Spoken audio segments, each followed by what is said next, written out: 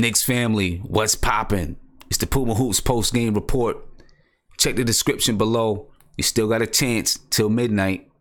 Get 30% off the Puma website. Anything on the Puma website. Check the link in the description. NBK Gear. NBK Gear. Check the link in the description. Anyway, we took our first preseason loss. A lot of things to talk about. So let's get right to it.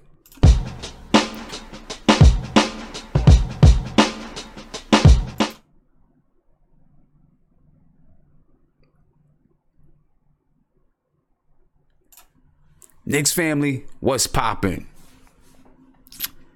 Well, we took our first loss of the preseason. And you know what? It's cool, man. I'm not too upset about it. It is what it is. We lost the game. I'm not upset about the loss. I'm more upset about things that I seen during the game. You know, things that we really are going to have to get together. You know what I'm saying? I mean, just a lot of things. One, guys were. Well, let's run down the box score. We'll run down the box score first, and then we'll talk about some of the things that I've seen, some of the things that I was, upset with, disappointed with, and that if we continue to do throughout the season, will be a very, very long season for us. Let's talk about this a little bit. I'm gonna run down the box score. At least I'll run down the things that matters in the box score. Kevin Knox struggled again, 22% from the field, 2 for 9 from the field, 5 rebounds, 5 turnovers, 1 steal. He's struggling with the speed of the game. The attention to detail of the game is something that I see him struggling with. A lot of rookies do. He's not the only one, but he's struggling with it right now. And, his tendency to fade away from the game a little bit, he's struggling with that as well. He's got to keep himself. He's got to keep himself into the game. You need a guard or another player. It doesn't even have to be a guard. You need another player that's going to keep him in the game, help him keep his head in the game. By trying to find a way by finding ways to get him the ball in his sweet spot, or just talking in his ear sometimes. It'll come as players get to know Kevin Knox and his game and where he wants the ball, where he likes the ball. It'll come, he seems to be a very respectful kid. And sometimes, not all the time, sometimes those respectful kids have a problem with demanding things from those who are, older than them. That could be an issue as well. Just not understanding his pecking order on the team, or not that he doesn't understand, just his pecking order on the team isn't high yet. And that could be part of the issue too. But he's got to get more involved. He's got to get himself more involved, I think. Lance Thomas, 4 points. 1 assist, 1 turnover, 2 steals. But listen, Lance Thomas is going to be starting in that position. I guess he's, they have him listed at power forward. Kevin Knox at small forward. Lance Thomas is going to be starting there, and for good reason. I'm glad that he's starting there. Right? I think that he's going to be the leader on the team. Him, and if Courtney Lee is still around, him and Courtney Lee will probably be the leaders of the team, and he deserves to be there, and I think that's going to work out for him. Noah Vonleh didn't impress me at all. No points, 7 rebounds, 2 assists, 2 turnovers, 1 steal, 2 blocks. Give him that. Tim Hardaway played well, 58% from the field, shot 7 for 12. He really kept his shot selection under control. I think there were 1 or 2 bad shots or heat checks. I'm okay with that though. I'm cool with it. You know what I mean? You feel like you're hot, you take 1 or 2 heat checks, I get it. And then you reel yourself back in. So kudos, man. He shot 7 for 12 from the field. He only had 1 turnover. He only played 22 minutes. Can he do this for an extended period? If he can do this for an extended period, this is exactly what you want, right? And the reason why he shot 58% from the field is because he took shots within the flow of the offense. He had a few times where it was perfect for him to, just go take boom, boom, and pull up. It was perfect. He was in the perfect position to do it, and he did it, and he hit it, right? When he does that, listen, Timmy can probably shoot 47% from the field if he controls his shot selection. He said it as well. He knows it. That means Fizdale is talking to him about it. He knows it. I'm sure everybody's seen the interview that they showed during the game with Timmy talking about his efficiency, right? And efficiency comes with shooting the ball at the right time from the right spot. That's what he's struggled with, but he did it well tonight. So, kudos to Timmy. Frank Ntilikina, his first start of the preseason, only played 17 minutes because he, got into foul trouble in the second half. Had 5 fouls with that, little bump on Bradley Beal's elbow. I guess it was a bump. 10 points, 4 for 7 from the field for 57%. He had 4 rebounds, 2 assists, 1 turnover. It was a good game from Frank. He showed, he picked and chose his spots to shoot well, I think. He did get beat on the defensive end a couple of times, though. I got to say that. Bradley Beal, John Wall, those guys were running to the hoop no matter who was in the game. They was running to the rim. It's going to happen. And believe it or not, we missed Kanter tonight, and not just in the rebounding area. I think defensively as well. I think. Some of you guys may disagree. I think so. Luke Cornett gave us nothing. I wasn't impressed with Luke Cornett at all. Trey Burke, 10 points, 4 for 10 from the field. There were times when Trey Burke was in the game when I felt things looked a little discombobulated. Damian Dotson, 5 points, shot 25% from the field, 3 rebounds, 2 assists, 1 turnover. Mario Hezonja, I'm not sure what to think about Mario Hezonja right now.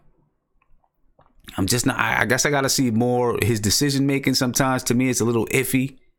I see him. He throws like cross court passes on a fast break, and I'm like, I don't know. I'm not sure what to think. I got to watch him some more.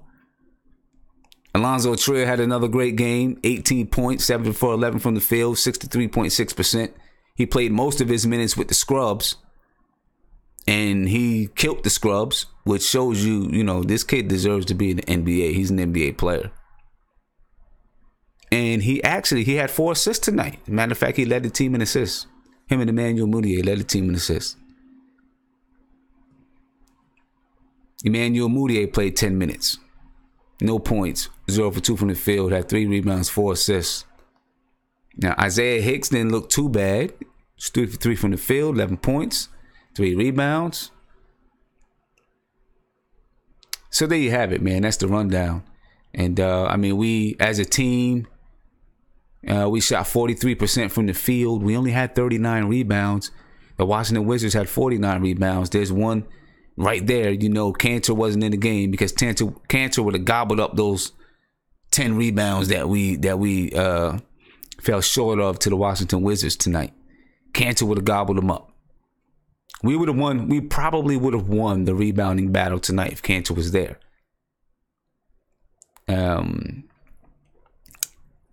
We missed Kanter, and it was obvious. We had no kind of presence in the paint, which Kanter obviously gives you presence in the paint. We had nothing.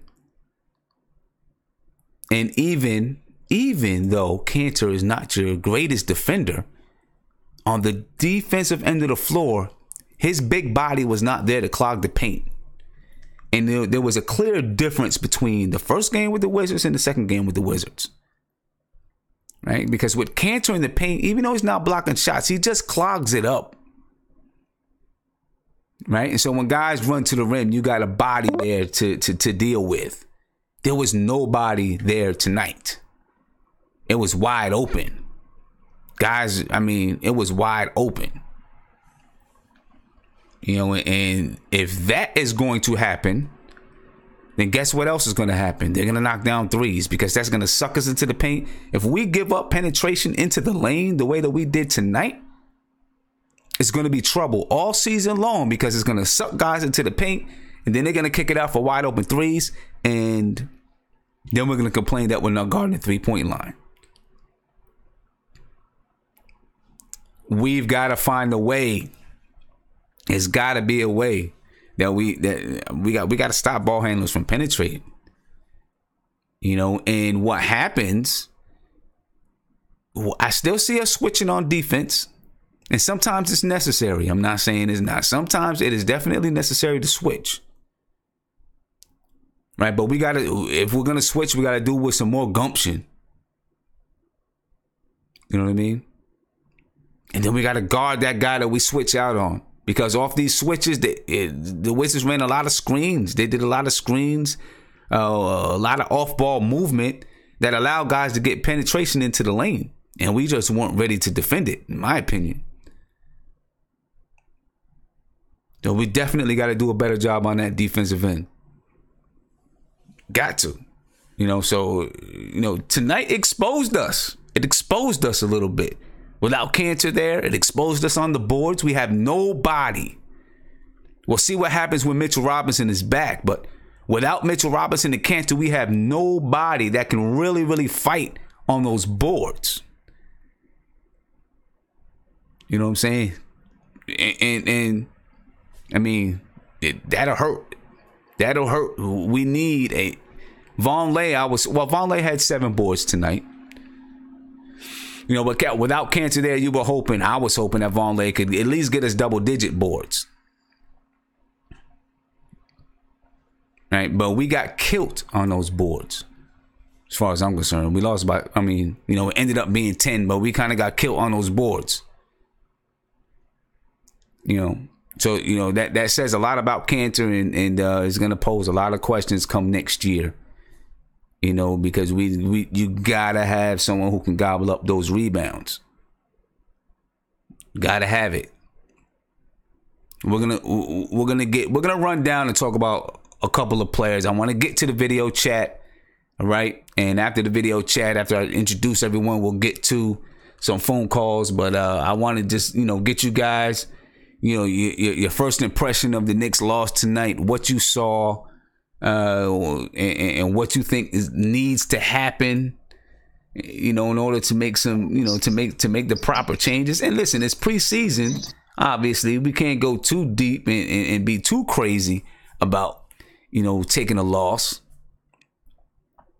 You don't want to go too crazy with it. But you know, a loss is a loss. So we're gonna break it down. We're gonna break it down. So let's get to it. Let's get to it. We got Nate, we got Isaiah, we got Ant, we got the Prince, and I forgot my man's name here again. I'm gonna get his name again. I forgot it. I'm gonna get it. All right. So let me open up with Nate. Nate, what's popping, man? What's going on? What's up, man? How you doing? Chilling, man. You know, just you know, trying to get a handle on the loss. You know what I'm saying? I'm not upset about the loss, but, you know, just try to get a handle on what we did and what we need to do. What did you see? You know, man, I mean, obviously we played our worst defensive game of the season so far. I mean, it was just pathetic. I mean, it almost seemed like we were just disinterested in playing defense. And I think I think that just pretty much traveled all the way through the game. Obviously Cantor's importance is huge. I mean, we got killed on the boards. I mean, we had guards that were out rebounding our bigs or small forwards. It was bad, you know, and everybody knows rebounding is about effort. So I was really disappointed in the rebounding. Knox is going to be okay. People are already jumping off his bandwagon. Hey, you ain't a true Knicks fan if you're already jumping off his bandwagon. That's all I got to say. Yeah, I mean, you know, I think Knox, you know, he's got to get used to the speed of the game. Just understanding that everything in the NBA is going to be faster, it's going to be sharper, it's going to be more crisp. He's got to get used to it. He's adjusting. He's only 19. He's got to adjust to it. Yeah, he's got to get used to it, and he's got to understand you're not in college and you're not in high school, right? So you can't go up to the rim just boop, boop, and think you're just going to lay it. You know what I mean? You're not just going to fish fillet that joint in like that. You got to go there with some. Hey, Sim. I'm sorry. You got to go there with some gumption. You're not going to be able to finesse everything because in the NBA, it's a lot faster, a lot more speed, and a lot more strength. Yeah. Hey, Sim, I want to say one more point before you switch over to somebody else. Right. This is the reason why the NBA does not want young players coming into the NBA because they're not ready. Well, I disagree with you there. I disagree with you with that. Because I think every rookie that comes into the league, I'm not going to say every rookie, but a lot of rookies that come into the league, they're going to, they're going to have some of those rookie struggles, right? And have to learn the speed of the game, have to learn the strength of the players that's in the game. I think the issue that the NBA had in the past is just the maturity of the players is off the court stuff, right? And they say they say that they're trying to protect the player from making bad decisions. I don't know about their intentions there, but I don't think that them playing is the reason. I think it has more to do with off the court stuff. Because there's going to be plenty of players that there's going to be plenty of freshmen this year that are able to make it. And I don't care if a player is a freshman or a junior. If you made it a rule that you can only come in when you're a junior, you're still going to have players that come into the league and play and not understand the game. Not understand the speed of the game, the nuances of the game, and all those type of things. I think Knox is going to be okay. He's just got to not fade away. That's just my take. I respect your opinion though, Nate. I hear what you're saying. Isaiah, what's going on? Can you hear me? I can't hear you, Isaiah. Can't hear you. I don't know what's going on with it, but I can't hear you, so I'll come back to you. Prince, what's poppin', Prince? What's going on, Sim? Hey, man, like you said, it's sick. I think we played a pretty decent game, especially in that fourth quarter, to show some resiliency to fight and cut into that 20-point lead. Much like you said, I think Knox, like I said at the end of last chat, me and you and Nate was talking about it earlier.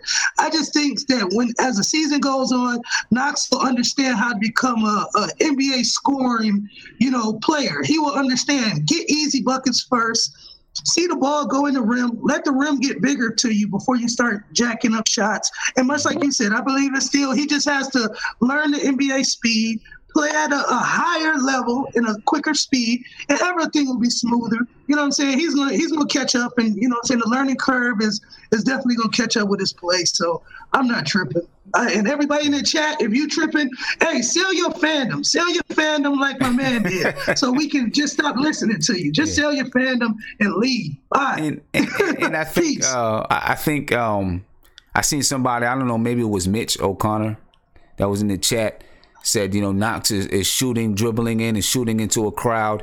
And I think that's part of his graduation into the NBA, because when you're in college, you can beat your man and you get into the paint and it doesn't collapse as quick. Right. Or you're coming down like in the fourth quarter, he came down and he picked up an offensive foul. In college, he may have been able to step through or step around, right? He may have been able to just beat everyone through that little area there that where he picked up that offensive foul. In the NBA, you're not going to do that. The teams are going to collapse a lot faster. The smarter play sim, and somebody a seasoned vet, a KD, or somebody who's a seasoned scorer, they gonna come up and either pull up or maybe either pass that off. They're not gonna force that shot. So again, much like you said, him learning and seeing, it's things that I used to do in college and high school that I can't get away with in the pros. These guys are too big, too fast, for that.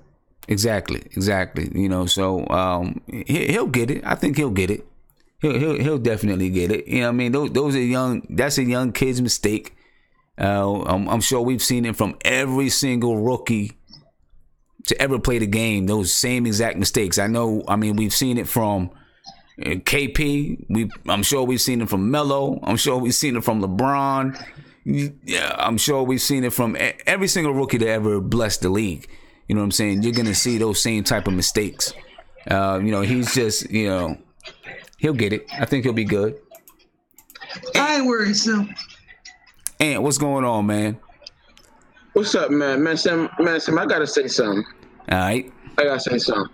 I'm just reading the chat, and fans like who's Mark is the problem that we've had with this franchise for so long. Right? It's so impatient. We have a young guy, Kevin Knox, who's shown us so much promise. Summer League, 2 double-doubles this preseason. He has a couple bad games in a row.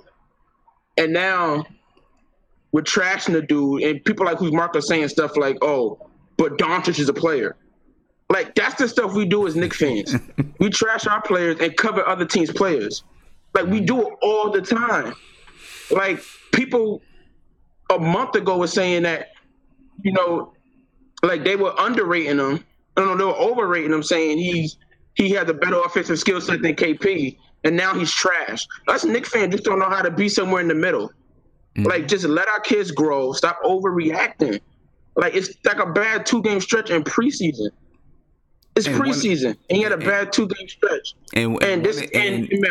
I wish I want you, who's Mark, to get in this video chat so bad because he's aggravating me right now. And he's typing in all caps, and he's just I'm in a bad mood right now because we're down 13-1, and who's Marcus is he's grinding my gears right now. Yeah, I'm in my bag tonight, Sam. I'm in my bag tonight. And one of those bad games, he still had a double-double. He had 12 points and 10 rebounds. The only thing bad about the game, well, he had some turnovers in that game, was his shooting. But he still had 12 points and 10 rebounds. And I mean, I think he's going to be fine. You know what I'm saying? Tonight he had 5 rebounds tonight. Right? He played 30 minutes. He had 9 points and 5 rebounds. He shot 22% from the field. You know what I mean? And let's put it like this. If he would have made 2 more baskets, he would have 13 points and 5 rebounds and people would be satisfied. You know what I mean? I mean, the kid is going to be fine. I think he just needs to find, he's got to find his groove. He's got to find his groove, understand the speed of the game a little bit, but he'll be good. All right, Isaiah. What's poppin', man? You got your stuff straight? Yeah, you can hear me now, sir?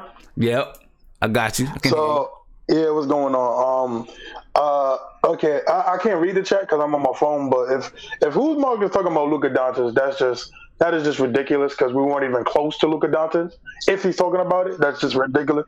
That's literally stupid to say. I'm literally not worried about Kevin Knox. It's 2 games. I don't know. God, why do we? I'm with exactly Nate. He's gonna have worse games than this. I agree with Prince and Aunt G. Why do we do this? I don't understand it. Why do we tear down players? What do you think Kevin Knox is right now? Kevin Durant? He's not that yet. Listen, man. It just frustrates me. He's fine. He's fine. Let me get to the game. The game. I'm glad we lost because I think we needed to lose to see what we needed to work on. I think we needed a loss. What I saw from I was happy with Frank a little bit. The defense was okay. It was not that good today. He was still active and he was still switching and he was switching a lot, which I was happy. And with Trey Burke, I agree with you, Sam. it was a little chaotic. And Walt Clyde Frazier said it. I don't know if anybody peeped it. The minute Burke got in, Walt Clyde Frazier said John Wall's going to attack him, and he did. I seen Jeff Green go over him like he was nothing. Yep. I literally seen Jeff Green, and I'm talking to Lily, Troy, all these guys that hate Frank. I literally just seen your guy Trey Burke, who you want to start. Literally, Jeff Green went by him like he was a child. And this is what you guys want to start as point guard. No offense to Trey, because I know he plays hard on defense, but again, it's his size. At least with Frank, that wouldn't happen. He wouldn't just Euro step him and like he was a child, or John Wall would just start going crazy and backing down Frank. And I'm trying to tell people this is the one reason why he should start. It just literally plays too short, And again, it was a bad game, no effort on defense, but it's something that we're gonna learn from and get better at. It's okay. Yeah. Stop overreacting with Kevin Knox. Please stop. Good day. See who else we got. Yankee shirt. What's your name again? Sea-Dog. Sea-Dog. Yeah. All right. What's your take on the game, man? We didn't have cancer, so I already knew it was going to be rough. This is like playing out in the street with no business. Yeah. That was tough not having cancer. They only rested them just for rest. So that's why I asked you before what the lineup was. Yeah. Without cancer in there, you're going to be roughly doing side, and they got overpowered. Yeah. Washington already got good guards. You can't be helping out. They're trying to mess with Beal and Wall. Yeah, definitely, and that's you don't give yourself a chance without no big men in there. Right, you're breaking up a little. You're breaking up, pretty much. You don't give yourself a chance without big men in the game. Yeah, exactly. Right? Exactly. And then with Knox is never going to score if they don't look for him. He can't do it himself. Right. The guard's got to look for him. We know how many assists on the way happen. But once the ball reaches his hands, you Yeah. Knox is standing out there. Yeah. My man down here in the Knicks hat with the headphones. Not you, Prince. What's going on, man? What up, fellas? Can y'all hear me? Yep, can hear you loud and clear. You can hear me? Yep. What's your name? My name Billy Blanco. I'm calling from Hempstead, Long Island. All right. What's poppin'? Long time. So yeah, we out here, but what I feel is, man, it's just so hard. After being a long time Knicks fan, it's like when you go through so much pain, you just want to see anything good. And I feel like Mario is playing like we owe him something. Like, I don't know if it's just me, but when I see the way he moving on the floor, yeah, Mario. Muffle, can y'all hear me good or not? Say that again. I said a muffle. Can y'all hear me? Yeah, it's breaking up a little bit, but you said now you asked a question about Mario. Can y'all hear me? I think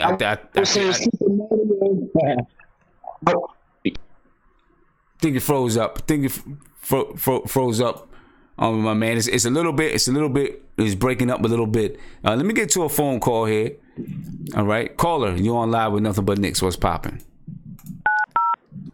Hello. All right. I guess my man is not ready. All right. It sounded like he was trying to call me back, but yeah. I mean, I think those are some a pretty good idea of what happened in the game, what happened with the game. It definitely hurt us not having Enes Kanter there. Kanter, would have gobbled up some of those rebounds, gave us an inside presence. It hurt us on the offensive side of the floor and the defensive side of the floor.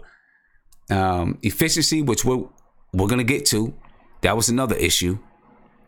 You know, we just weren't, besides a couple of players, sometimes we look real sloppy on the offensive side of the ball.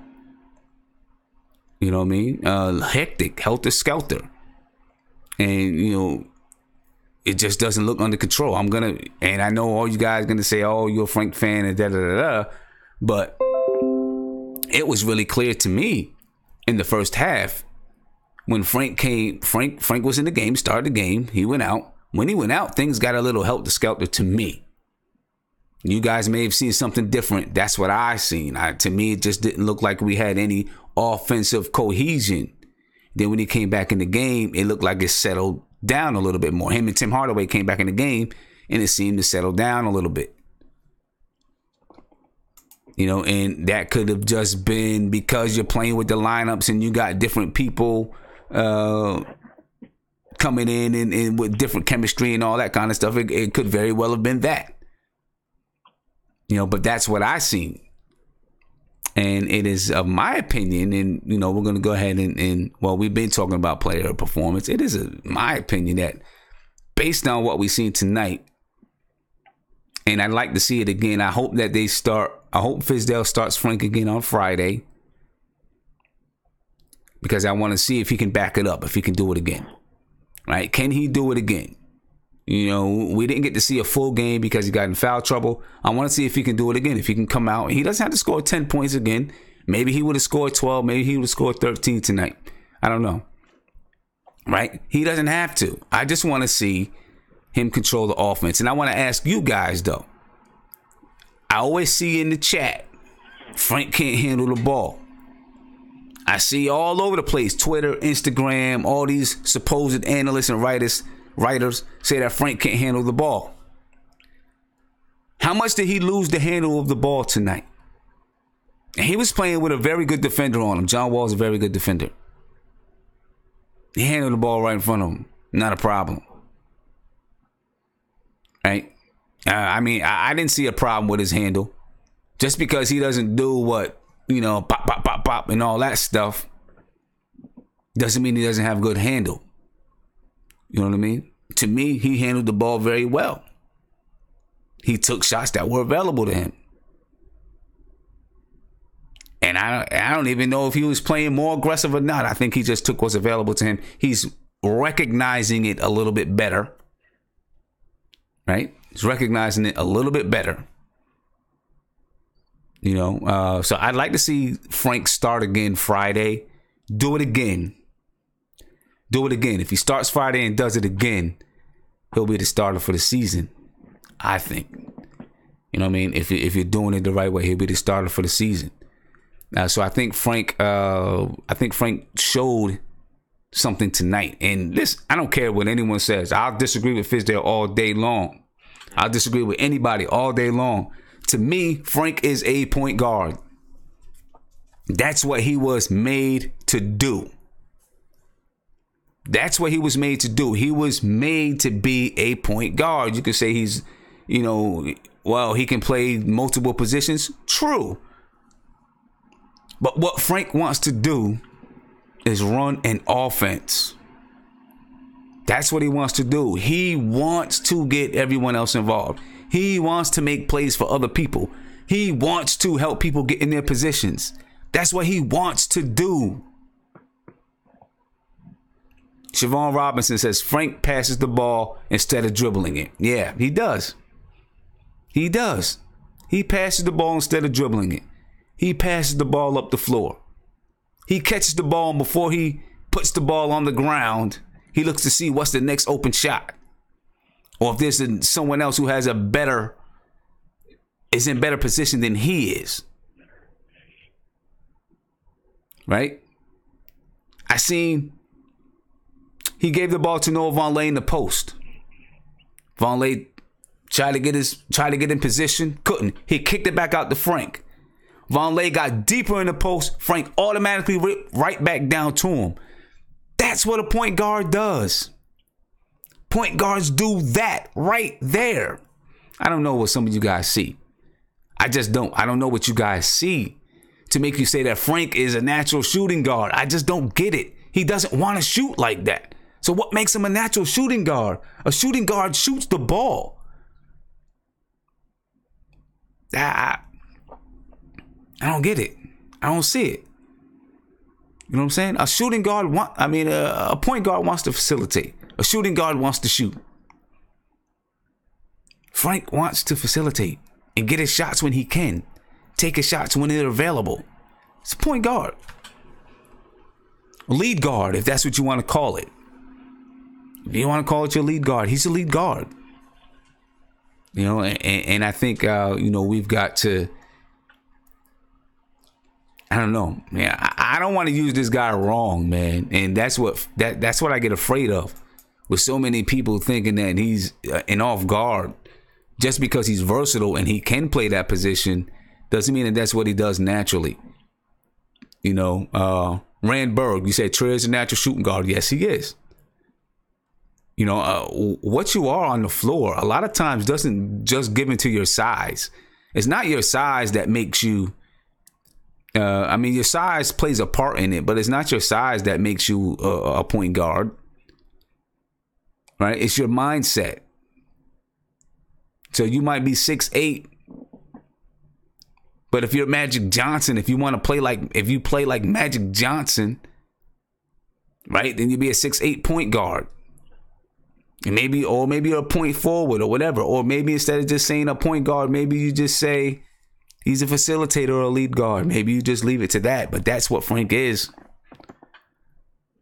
You know, that's what Frank is.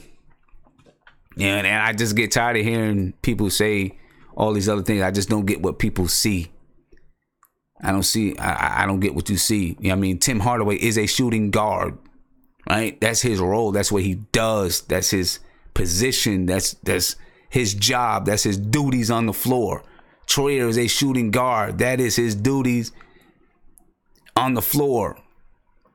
Damian Dotson is a shooting guard or shooting small forward. That's his duty. I mean, that's what I see. I'm sorry. I disagree with Clyde and Breen as well. That's cool. I'll disagree with them too. I'll disagree with whoever. From what I see, Frank is a point guard. He is a lead guard. He is a guy that wants to facilitate, and when he gets a little older, gets a little bit stronger, he'll be that strong leader on the floor. You know what I mean? You know, the kind of guy that can gut it out, grit it out, and tell people where to go, where to be, why to be there. You know what I mean? That's just my opinion. Disagree with me if you wish. I applaud you for disagreeing with me. Let me see. Do I have anyone on the line? Caller, you're on live with Nothing But Knicks. What's popping? What's going on, bro? How you doing tonight? I'm chilling, man. How are you? Pretty good. I agree with you. I think Frank is a point guard. I think people say he's not because they don't see him doing flashy plays, and he's never going to be that type of guy who wows you and makes you jump up because you know what I'm saying? He's not. Right. He's never going to be that. He's a natural point. Just because he's not, wowing you with his handle or going behind the back, or doesn't mean he's not a point guard. Right. Exactly. It was kind of frustrating tonight because he finally was nice offensively and aggressive, but then, for the one time he was actually not good defensively. But Wall and Beal, it doesn't get tougher than that to guard those two. Yeah. He wasn't that good defensively tonight, but I've seen him play better against Wall or Beal. He wasn't that good defensively tonight. Yeah. I seen him miss jumpers. He's not really shooting. That doesn't usually even happen. Now Wall actually hits jumpers. I mean, like you said too, Wall is one of the best defenders in the league for a point guard. Mm-hmm. So I think that's a positive that Frank did pretty well. Yeah. But defensively, Frank, I didn't see him. He missed a couple of assignments, a couple of rotating where he was supposed to rotate. Yeah. He missed a couple of assignments. He grabbed it. I mean, I remember one time. I don't know how the ball swung to his side of the floor, and then the ball was in Wall's hands. And instead of him grabbing John Wall, he grabbed or whoever else was in the corner, and I'm like, whoa, what are you I know what doing? you're talking about. You're supposed to grab the guy with the ball. You know, the ball is the threat. It's just a rare occasion. You know what I'm saying? I think I still think he's a very good defender.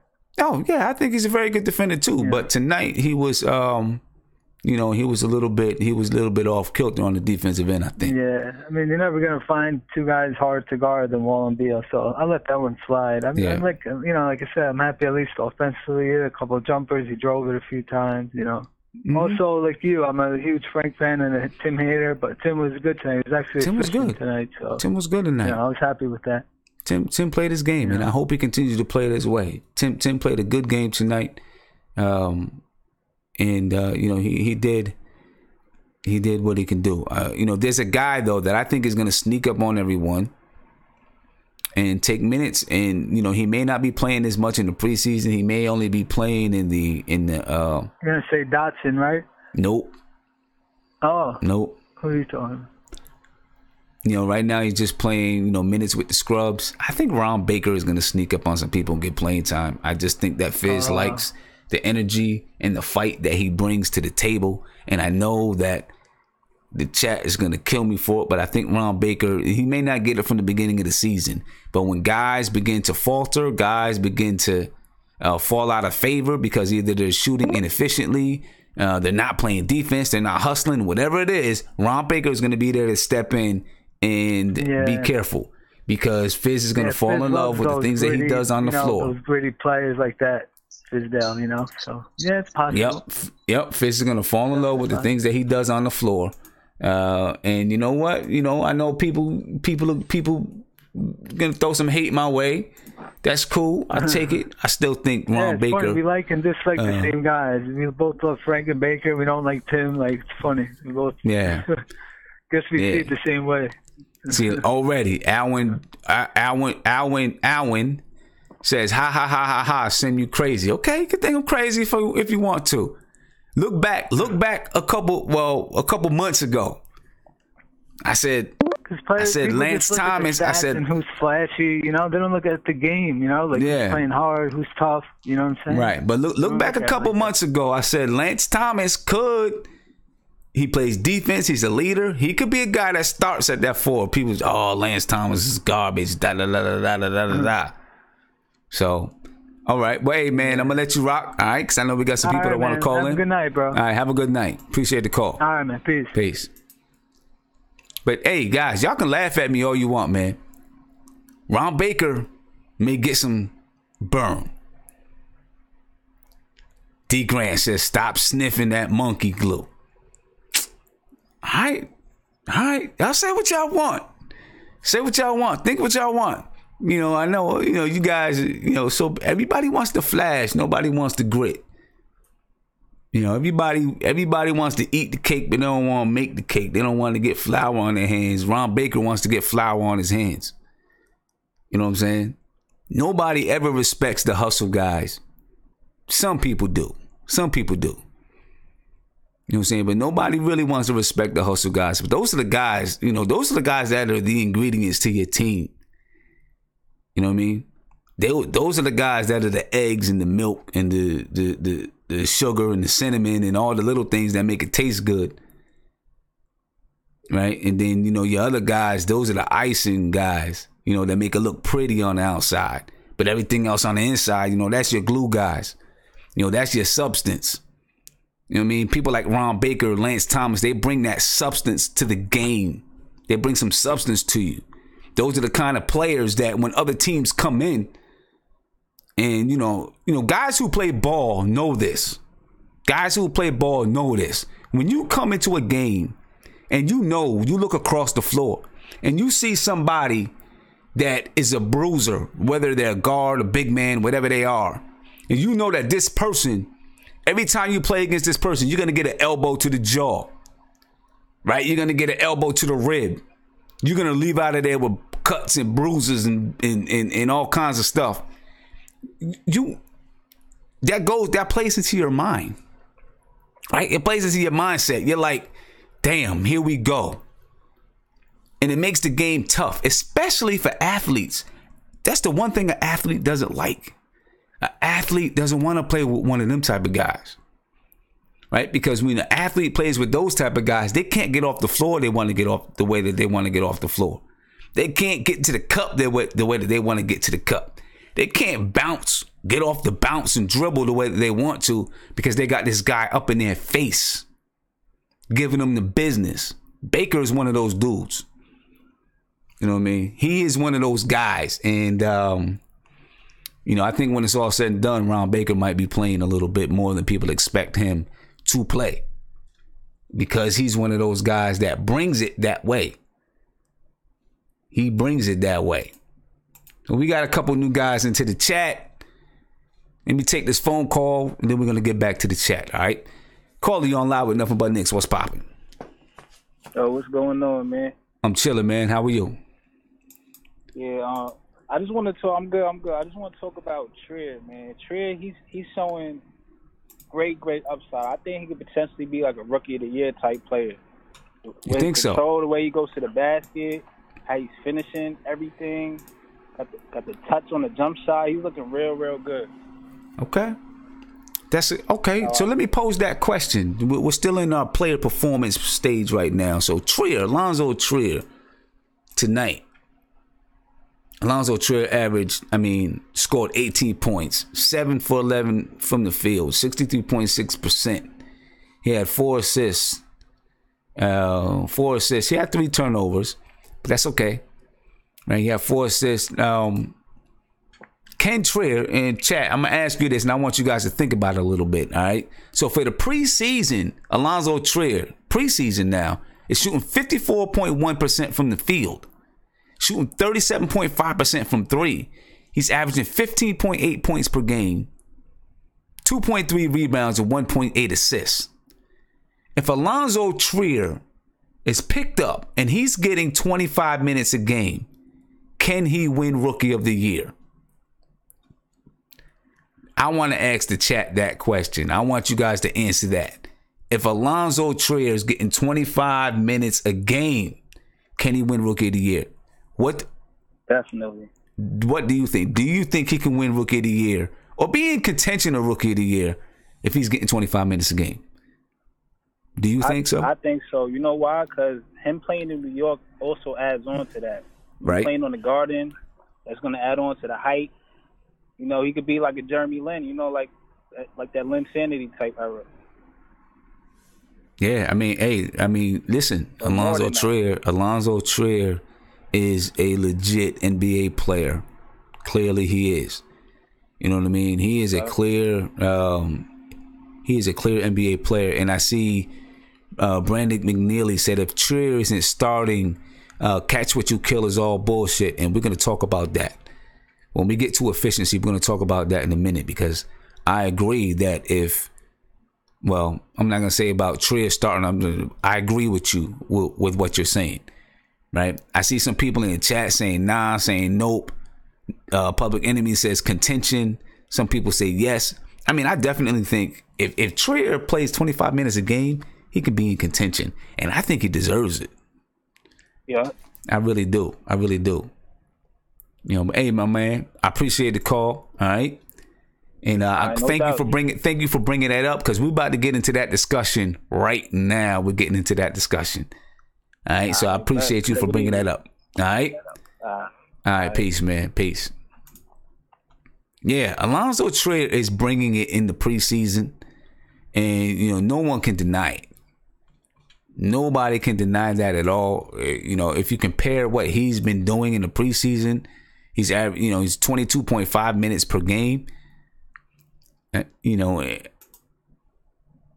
If you compare him, let's compare him to Tim Hardaway Jr. Simply because they both play shooting guard.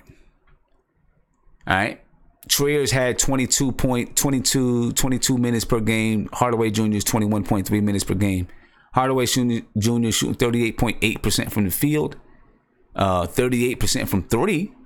Which I like, and I think if he gets his efficiency under control, he can put that up to 40. He's averaging 14.8 points per game, 2.8 rebounds per game, 2 assists per game. It's Tim Hardaway Jr. All right, that's $18 million a year. Alonzo Trier is making less than $1 million or $1 million or something like that. Whatever he's making, 75,000 actually. I think he's making maybe 75,000. Trust me, if he gets pulled up and he's on the team, he'll be making a couple million a year or $1 million or so a year for probably 2 or 3 years. I don't know, man. I think that's a really good question. I think it's a really, really good question. I want to see what the chat thinks about it. Let's see what the video chat thinks about it. Let me see. Isaiah, I'm going to come to you. No, I'm going to come to Real Shark Fin. He hasn't been able to talk yet. Real Shark Fin, what's poppin', bro? What's poppin', Sam? I'm chilling, man. So let me ask you, with Trier, caller just brought up a good question. He said he thinks that Trier could be a potential Rookie of the Year candidate if he's actually getting playing time. What do you think? I agree. I totally agree with that. He first we got to get him out of that 2-way contract. I believe they're gonna call him up, Sim. I believe they're gonna get him out that 2-way. They're gonna bring him up, and if he does average 25 minutes, I believe he's gonna be in the conversation for sure. I mean, I don't see why not.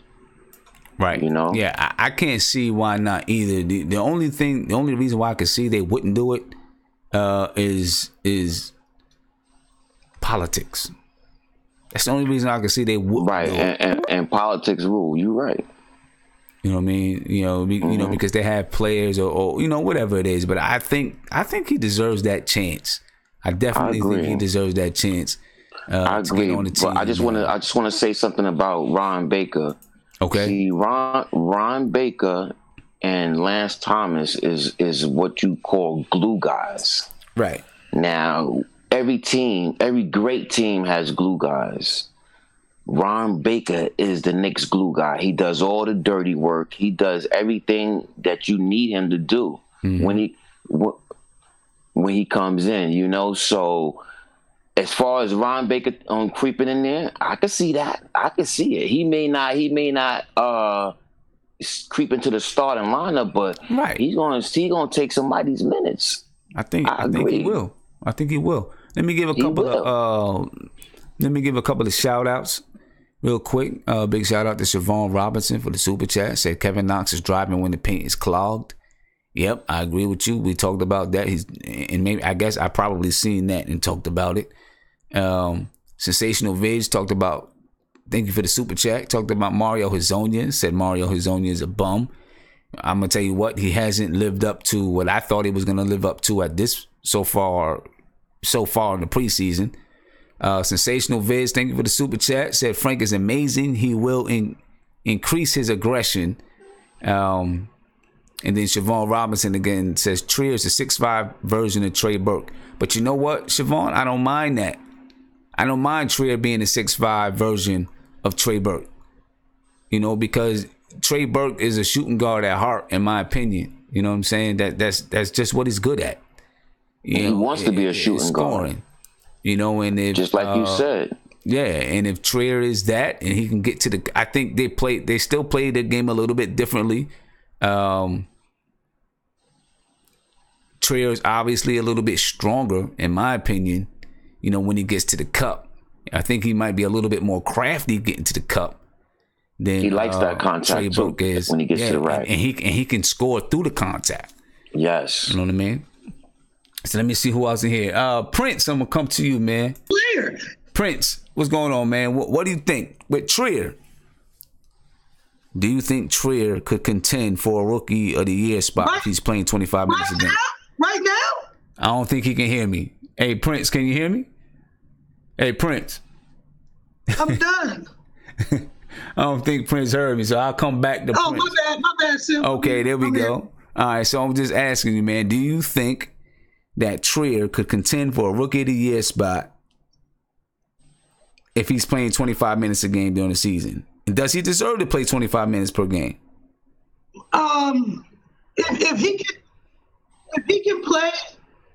If he can definitely play in the system and play fizz ball and somehow score, like you said, I guess. I mean, what you say? If you're giving him 25 minutes a game, you would probably think he would average around 18, 19, 20 a game to get Rookie of the Year. And then one, he would have to help our team be better. So one, it would have to be how does he make our team better?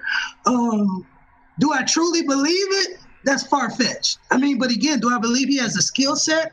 And again, if we are that, if the team gels and meshes like that, I could believe that he could play up to that potential. Do I believe he could really fight for a Rookie of the Year? No, not necessarily. If we win in Prince, then he got a good chance. If we win it, if he's making other players better, he has a good chance of doing it. Maybe not right now, like you said, but if during the season, if we win it and he making players better, he has a good chance, Prince.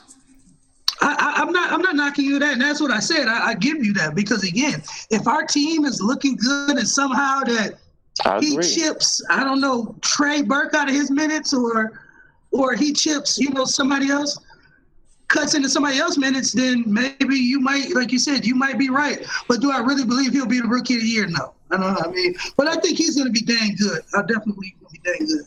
Yeah, I mean, it's probably a long shot, that he's Rookie of the Year. But I honestly think that if he's getting 25 minutes a game, he's in the mix. He could be in the mix. I'm not saying he's going to win it. He could be in the mix, I think. Right. If he's I believe 25 minutes I believe it. Because, the kid can score with ease against top-level talent. 2-6, man. Yeah. Isaiah, what's poppin', man? What's poppin', man? What's going on? I seen, you had something to say about this topic? Yeah, I would say, but can I say something real quick that I didn't agree with Alan Hahn and Wally Zerbiak real quick? Well, first, just, entertain us about Trier first and then let us know. What about Trier? We just asked if Trier gets 25 minutes per game, can he win Rookie of the Year? Could he contend? I'm not even worried about winning it. Can he contend for it? I will say this though. And Nate put an interesting thing in my head. And he could be a 6 Man of the Year candidate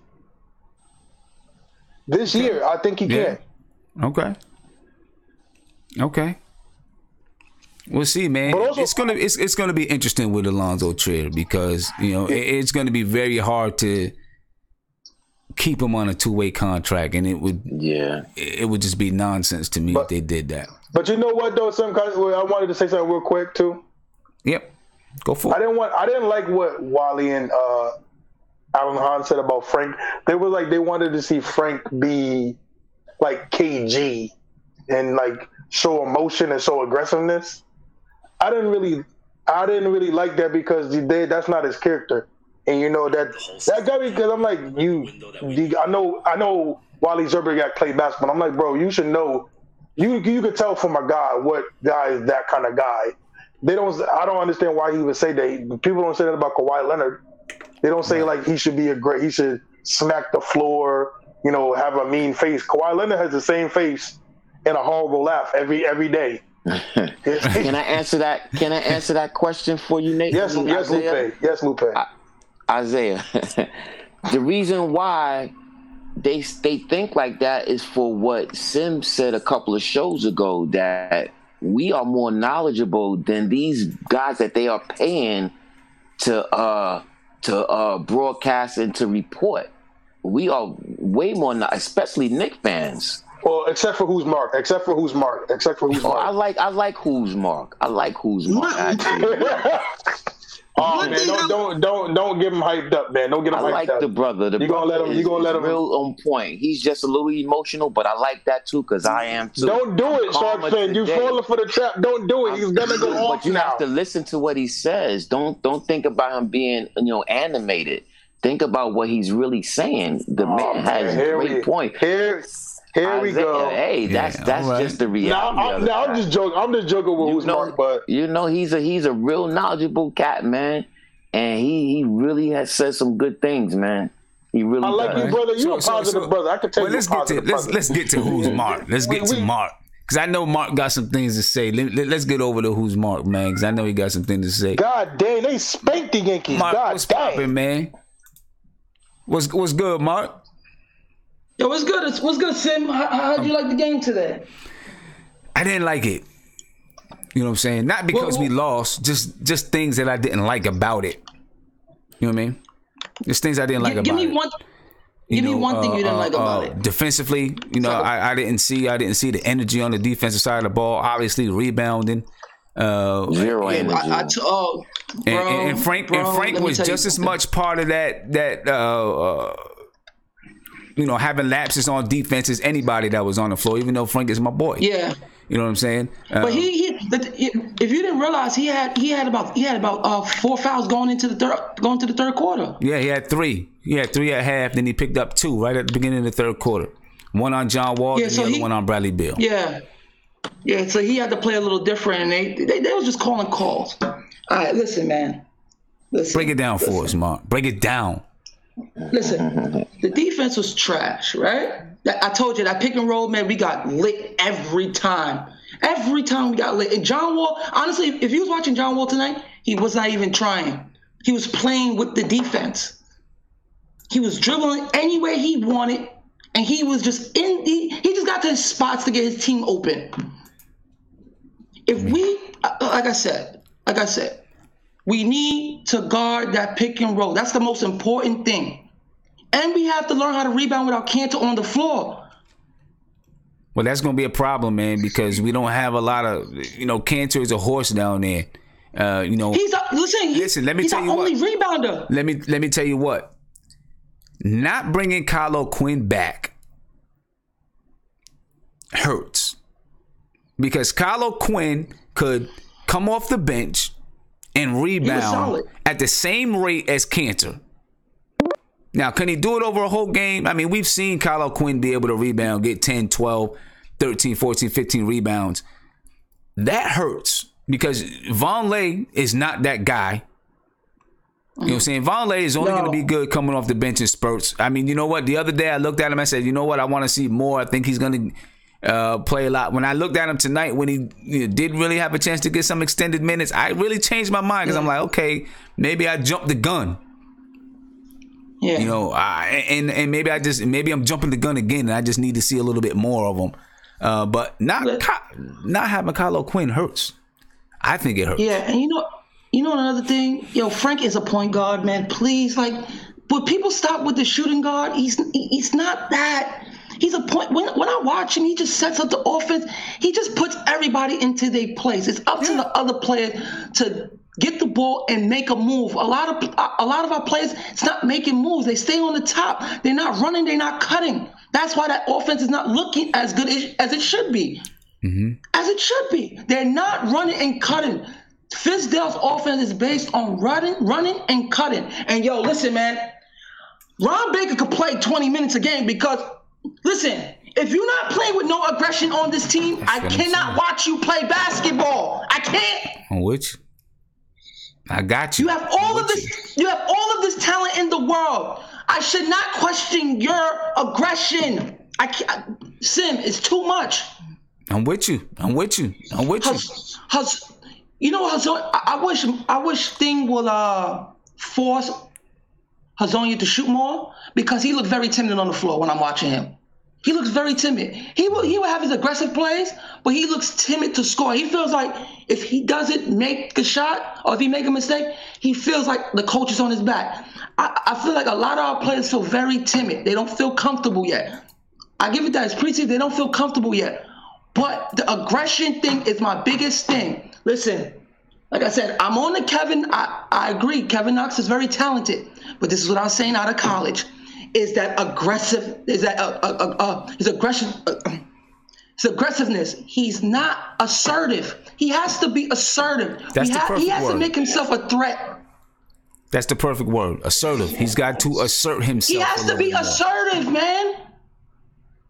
That's the word. You cannot be 6'9" and that talented and not be assertive. Simeon, he's not in the place. I'm watching him almost every play. Get the ball, run into the corner, and he's just invisible. He's invisible. He's invisible. He's invisible. But we also gotta have. Everybody's hating on Knox, but this is what I'm watching. The last 4 games, he's invisible. He should be shown. He should go for the ball because coaches ain't. Ain't never gonna call your call every time. If he was a scorer, he will go for the ball and ask for it, like you see other scorers do. He has to go for the ball.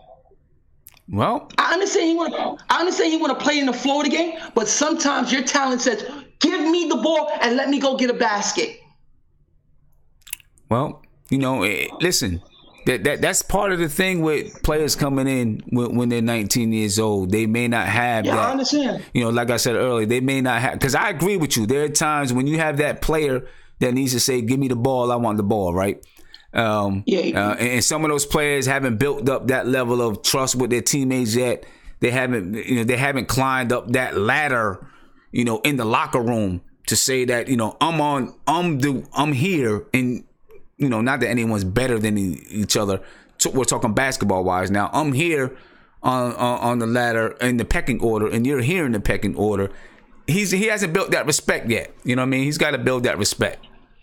But Sim, if you watch from David Fizdale interviews and how he talk about Knox, you don't think David Fizdale want that boy to say, "Give me the ball and let me go"? He probably does. I think it's just like, if you go to a new job, right, and you the youngest, and I've been in this position before where, I'm in a new job and I'm one of the youngest people there, and it takes me a little bit of time before I'm ready to assert myself. Hopefully, that's what it is. But you're right, though. I see the same thing. He's got to be assertive. He's got to be assertive. Before I get off, my whole thing is that if he wasn't doing that in college, I wouldn't have a problem of him doing it now. But that is the stigma that he had since college. You're right. Yep. And that is very vital to your career when you have a stigma like that. Because when I watched Ben Simmons in college, that's my same thing I had with him, was his assertiveness. He wasn't very assertive in college. He was talented. He's talented, but he showed you, like, just get me to the league. I'm going to show you how aggressive I am. Yeah. He took his opportunity. Ben Simmons can't shoot, but he uses his skill to his strong point. That's what I'm saying for Knox. Use your skill. I'm not asking you to be this world athlete, but use your ability. Make yourself a threat. Ben Simmons making himself even a threat, even with his passing. Not even scoring, but his passing. Kevin Knox does nothing to me right now that shows me, okay, I want to be this guy, or I want to make myself known in this league. Look at Kuzma. Kuzma got picked in the 26th round, but he made himself assertive, bro. This is what I'm talking about. We'll see. I'm with you. Got to be assertive, man. And, different people have different personalities. We'll see if he can grow into it. I hope that he can grow into it. You know what I'm saying? I hope. How you feel about Trey Burke? I mean, Trey Burke is what he is. We know what Trey Burke is, man. Trey Burke to me is not. Listen, about a week ago, I was falling into the train. I was like, okay, I like what he's saying. I like what he's doing. I like his work ethic. But now on the floor, still, when I see him play, the offense looks helter-skelter. It's not looking under control. It sucked. And I'm like, it made me go right back to, he is who I thought he was. Listen, man. I only speak the truth when I try to tell you guys. Like Trey Burke, he's okay, but remember, he's playing for the Knicks, and it's more of like, we're the Knicks, and that's what we do for players like that. We give them a name, and they go somewhere else, but they're really not what they are. They're really not what they are. It's a reason why he went from Utah, not coming off the bench for the Wizards, because he's not that good. He doesn't do anything for our team, bro. He's just a scorer. That's it. Yeah. There we go.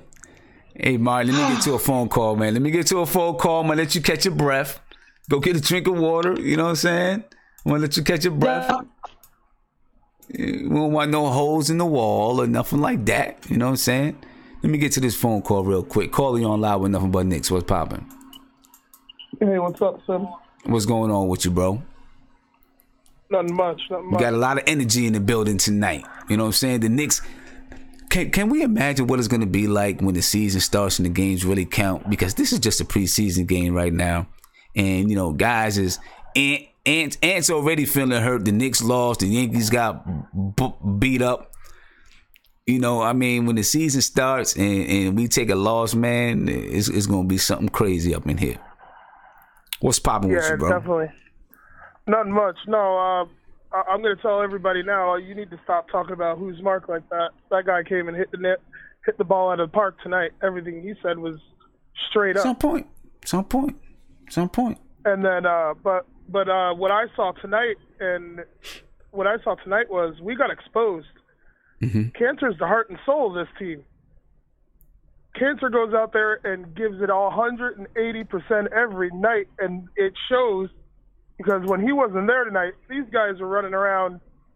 There was no focus. I mean, Frank did. What I saw from Frank was marvelous. He's our starter. Just off tonight. I mean, I haven't seen Trey Burke assert himself. I haven't seen Moutier assert himself. What you said about Ron Baker is absolutely is absolutely true. I mean, Ron Baker is going to take Moutier's minutes unless, like I think the guy in the chat earlier said, you catch what you kill. Mm-hmm. If that's all bull crap, then Moutier should not be playing over Ron Baker. There's no way about it. Yeah, you know what? I agree with you. Even though Ron Baker may not bring some of the assists that Moutier brings, but he's going to play efficient. He's going to take what's given to him. He's going to make the right decisions, and he's going to play defense. He's going to hustle. Yeah. I mean, you don't get those one kind of players that I want on the floor. When you watch Moutier play, I mean, he played a little better tonight when he was just running and but we were down by 20.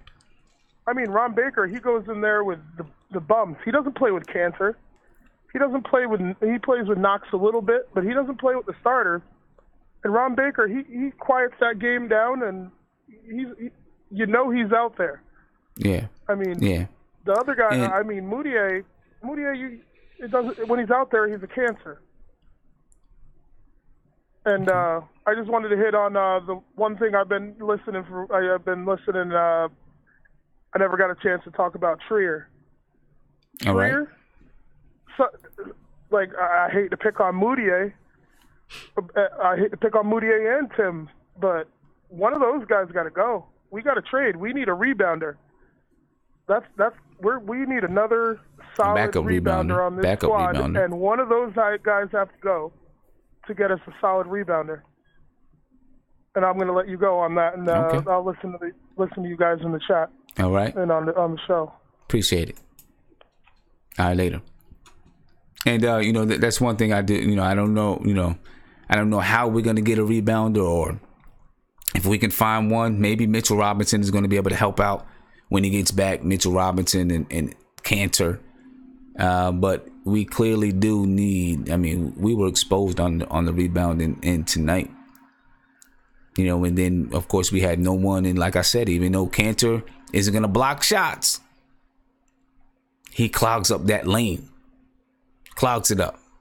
You know what I mean? So that showed tonight. We play the Wizards a few more times this year too. And Cantor may not be able to go to London. When we play the Wizards in the UK, Cantor may not be there. Right? And then and when they are there, if Cantor's not there, Dwight Howard will probably be there. We forgot about that. Dwight Howard wasn't even playing.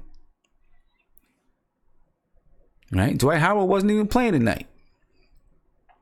Let's take one more call, then we're going to talk about team efficiency, because we haven't been playing efficient basketball all preseason. And, that's something that, of course, Fizdale said he wants. He wants to play efficient basketball. We talked about it a little bit in the Puma Hoops pregame report. Now we're talking about it again because efficiency is important to me. It's just important to me that a team plays efficient. And we're not playing efficient basketball. We don't play efficient basketball. And I know in the last post game, some people say, yeah, well, we're 3-0. Well, we've been winning from our defense. It is preseason. Although preseason means something, it is preseason. Playing inefficient basketball is not going to get it when the season begins. Caller, you're on live with Nothing But Knicks. What's popping? It was good. I'm chilling, man. What's good? Hey, yo, I'm John calling out of Fayetteville, originally from Yonkers, New York, man. Yo, you asked a question the other day. Uh-huh. And your question was, yo, what Moody hangs his hat on, right? Yeah. You said Trey Burke, you know, he hangs his hat on scoring. Frank Ntilikina, he hangs his hat on defense. Right. Whatever the case may be. But Moody, I'm gonna ask you this question: who's the best playmaker on our team? Who's the best playmaker? Yes, who's the best playmaker on our team? You mean making plays? You mean making plays for other people, or just making plays in general? Moutier, you know, Moutier is a playmaker. He's a playmaker. I can give you that. He's okay, I don't know if he's the. I don't know if he's the. So when he's a playmaker. When you talk about a point guard, right? Mm-hmm. Would you rather have somebody who specializes in defense come out the gate, or would you rather have somebody specializing in just straight scoring, or would you prefer somebody who's a playmaker?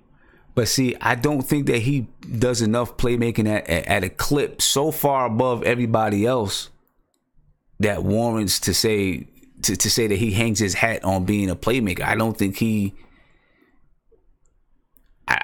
his like with Frank with defense.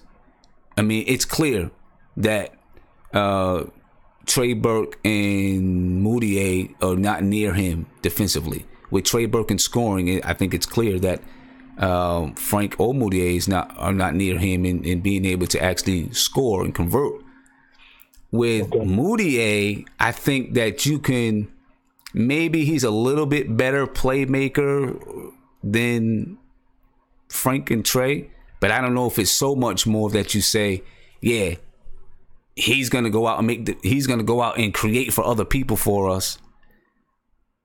You know, and Frank's going to be the defensive dude and Trey's going to be the scoring guy because we can't get it all in one point guard. I mean, because I think that Frank may not be able to break down the defense like Moutier can, but I think he can make plays for people in other ways. You know, sometimes the way that he makes plays is, you know, he catches it, he gets that hockey assist, right? He passes it to the person that's going to make the play. You know, some things like that. I get what you're saying though. He is a playmaker.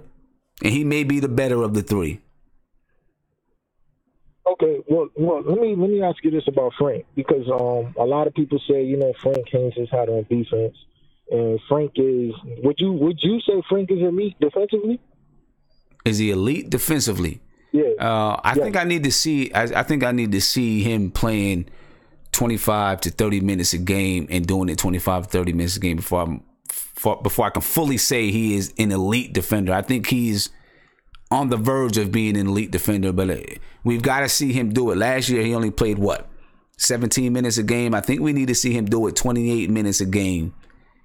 All right. No, well, let me ask say you that this. he is straight up elite. Was he better than Iman Shumpert defensively in his rookie year?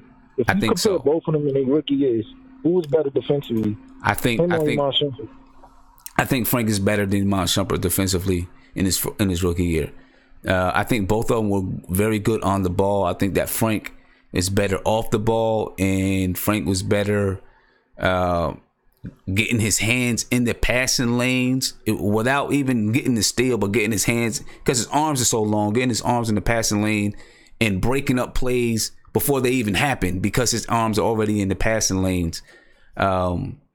And then I think he's better at, his rotations. He wasn't better at his rotations tonight, though. His rotations were bad tonight. He made some bad plays. I didn't even see the game, so I can't knock him for that. Just based on the eye test. When I see Frank, and a lot of you guys say, y'all say that he's a point guard, he's not a shooting guard. Mm-hmm. Okay, I get it. Y'all say he's a pass-first point guard. But when I look at Frank, I don't see a Jason Kidd. I don't see a guy who puts people in a position to score easy buckets. I just don't see that from Frank. Well, I see a person who sets up the offense. Okay, but who traditionally goes by what the coach plays up. But I don't see a point guard who executes plays in the manner of setting up their teammates for easy buckets. I don't see a Jason Kidd. I don't see a Steve Nash in his future. I don't see a Ray John Rondo. I see more of a Tony Allen type of dude. I see more of a Alonzo G. I see more of a Nicholas Batum, like a D3 player. Like Frank Ntilikina, okay. Well, go ahead. I'll let you go. I don't. I see him being. He's not going to be Jason Kidd, right? He's definitely not going to be Jason Kidd. Rondo, I think he's a little bit more like a Rondo than a Jason Kidd, and he may not be. He may not be the guy that's going to break down the defense. But like I said, he's the guy that gets the ball. That can see, to me, this is to me, that can see a play happening or that's going to happen. Maybe I'm not going to say right now he can do it 3 plays ahead. Maybe he's a play ahead. So he passes it to Hazonia knowing that Cantor's going to cut this way, and bam, Hazonia makes the play. Those type of things, I believe, is what Frank can do. I don't think he has to be Jason Kidd. You know what I'm saying? I think he can do those type of things. If you watch the game tonight, right now, one thing I think you said is spot on. He's perfect at organizing the offense, and he might not be at the point where he knows the game enough to really be able to, just by himself handily create it. But we have seen him do some things. If you look back last year, we've seen some flashes here and there. But if you get a chance to watch the game tonight, just watch the game. And this is just compared to the point guards that's on our team. We can't compare, just because we don't have, Chris Paul or someone. But, so just compared to the point guards on our team, you watch the game tonight. When Frank was in the game, things looked together. Guys were getting shots where they could. And it wasn't always him setting them up to get those shots. It was because he was organizing everyone where they needed to be, and then the shots were coming out of the offense. When Trey got in the game, you began to see a whole lot of one-on-one dribble, and then it started to look helter-skelter. Can I get on Trey for a minute? And I know you got to go after this. All right. Here's the thing: when you see potential, right? Mm-hmm. Let's look at Trey Burke. Is it safe to assume this is his ceiling? This is as good as he's gonna get? Like, you know what? It might be. It might be better than he is right now. Can he get better? Will he get better? I don't know. It might be. I guess we have to see what happens this year. You know what I'm saying? Like, if we're talking about Trey Burke reaching his potential, can you see him being a 25-8 type of dude, scoring 25 points consistently and 8 assists consistently? Is that Trey's game? I think Trey can be 15 points a game. 15 points? 15. Do you think that should be our starting quality point guard going forward in the season?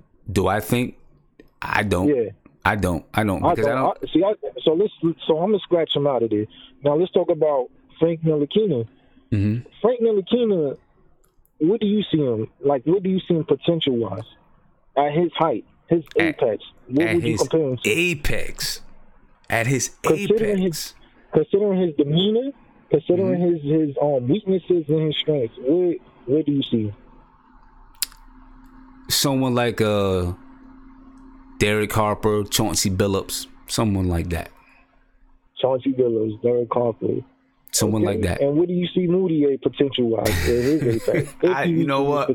I'm going to be honest with you. I'm not sure. I think Moutier has more talent than both of them. Talent. Like, just the athletic ability and talent. Right? That's all I want to hear. I really do. I think he has more athletic ability and talent than both of them. Right? He's a very, very talented kid. I just don't know, for whatever reason, he can't put it together. I don't know why. I don't know what it is. Well, all right. Let me put that into perspective. Is it because everybody's harping on finishing? Like, I think people's harping on finishing like he should be Kyrie Irving. But I don't see anybody else finishing like they're Kyrie Irving. Okay, John Wall, when he first came into the league, if you look at Emmanuel Moutier, he was comparable to John Wall. A lot of people compared him to John Wall. Some people compared him to Jason Kidd. Some people compared him to to the elite greats. And my thing was, John Wall, he still is not a consistent shooter. He's still not a consistent shooter. No, but he had room. He had room to make mistakes. He had room to average about 4 turnovers a game and still be straight. But when Moutier does it, when Moutier only 22 years old, okay, he's not finishing. That's right. But as you can see, he's showing flashes to be a playmaker. He's showing flashes to be a playmaker. When we look at potential, when we see Frank Ntilikina, he's showing flashes of being an elite defender. Playmaker, I don't know. Elite defender, yes. Knockdown jump shooter from a catch and shoot situation, I see it. From Trey who? Burke, I just go ahead. From Frank? From Frank. I don't know. I mean, maybe knockdown, maybe one day. Maybe. He could be. Knockdown shoot. I mean, he's a decent shooter. I'm going to give him that. Frank Ntilikina is a decent shooter. He's not breaking every shot he takes. But what I'm saying is, I just don't see. I see more. I feel as though, again, we should focus on our resources on Moutier being a better point guard. You just said that Moutier has more talent. If anything, it's more his mental than anything. I feel like a coach should just let him be free. Let him make his mistakes. But I just don't. I think that, I mean, I don't know what it is. I don't know if it's the work ethic, the basketball IQ. Okay. With Moutier, that's fair. You know, there's something there. There's something there that prevents him. You know what I mean? We'll see what happens. Hey, I'm gonna let you go, man. Very, very good call. You know what I'm saying? I hope you call back. Right. You know what I mean? I hope one day you get in the video chat. I enjoy having that kind of a conversation. Yeah, no doubt. Appreciate it, man. All right, peace. Good call. Really good call. Let me get to a couple of super chats here, and then we're gonna talk about team efficiency. All right, talk about team efficiency. Big shout out to Sensational Vids. A couple of things to say. So Hezonja doesn't fit the Knicks game. I have questions about Hezonja. Of course, we're going to see more of Mario Hezonja, but I have questions about him as well. In response to Alonzo Trier, he says that he will contend but not win as of how he is now. Okay, right, I agree. He says 60% of Knox game time was the left corner just waiting. And I want to know how much of that has to do with Fizdale and the scheme, or the your guards not looking for Kevin Knox. We're gonna see more. And then, you know, getting back to the whole point guard discussion, Sensational Viz says Frank isn't 100% assertive. I'm looking forward to it. And yeah, I think that's gonna continue to come. He's becoming more assertive. You know, he's learning his spots, becoming more assertive. Let's talk about efficiency, because David Fizdale, right? David Fizdale says that, you know, he wants the team to be efficient, right? He wants the team to play an efficient manner. He wants to play with pace and efficiency. Well, we're definitely not playing with efficiency right now. You know, tonight we shot 43% from the field. You know, for the season, we're shooting lower. And who changes that? Let's be honest. Who changes that? Who comes in and changes it? I don't know if anyone can actually come in and change it. You know what I'm saying? Will Courtney Lee come in and change it? I mean, Courtney Lee does shoot 40% from the 3-point line, you know, 46% from the field, 46% from the field. How much playing time is he really going to get? We don't know. But how are we going to make the team more efficient? Maybe some of it has to do with basketball IQ.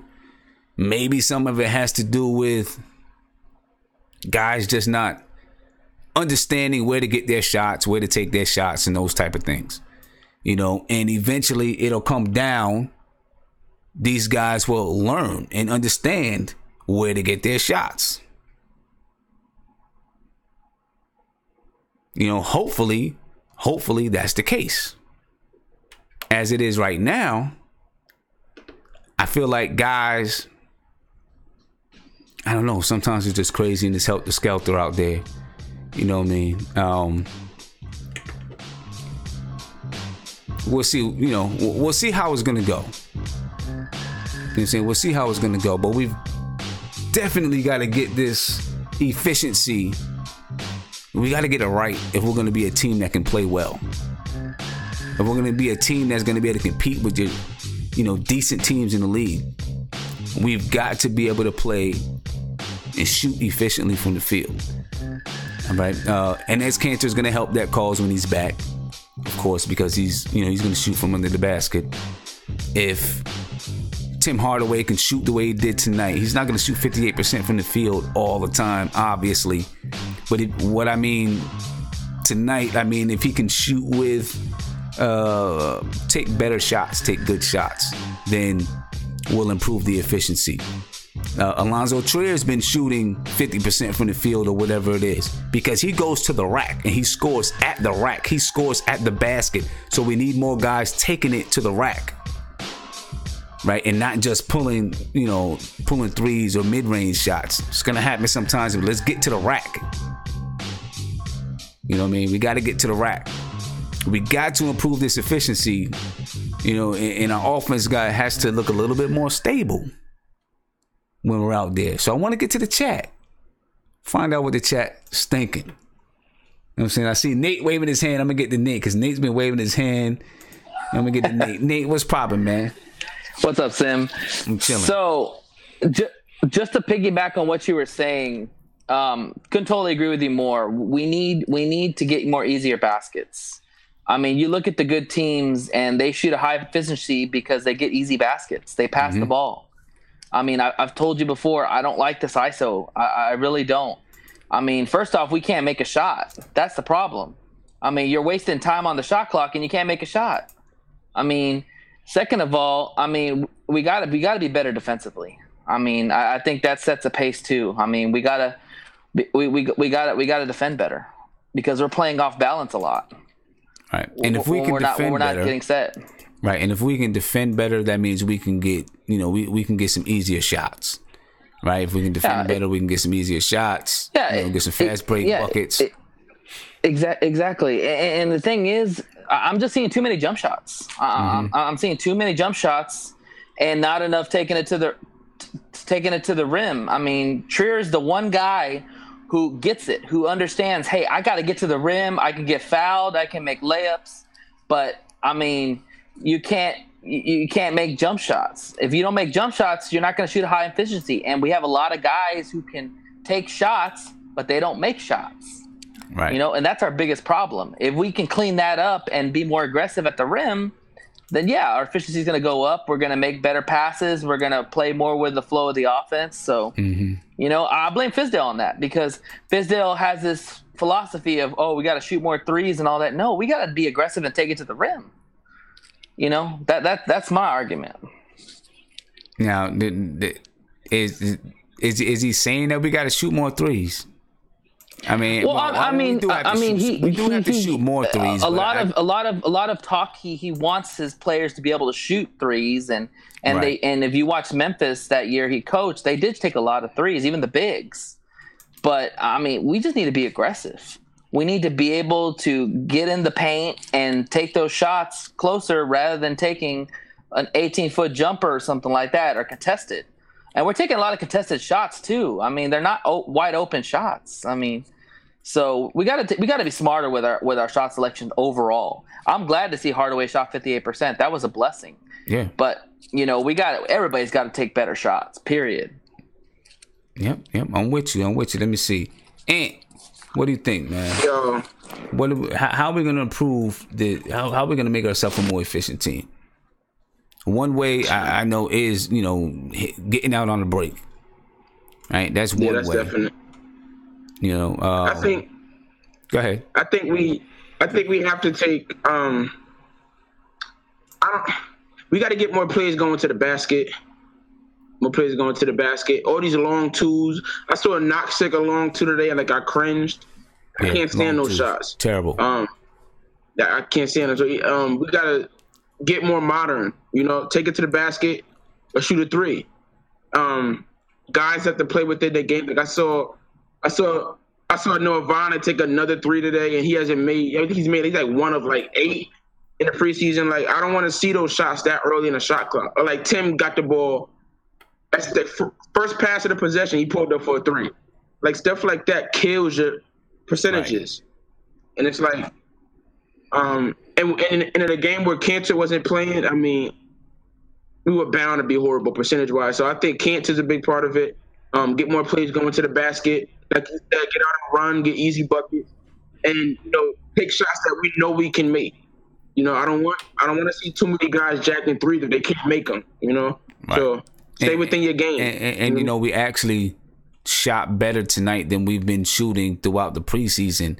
For the preseason so far, we're shooting 41.9% from the field. It's terrible. 41.9%, good for 22nd in the league.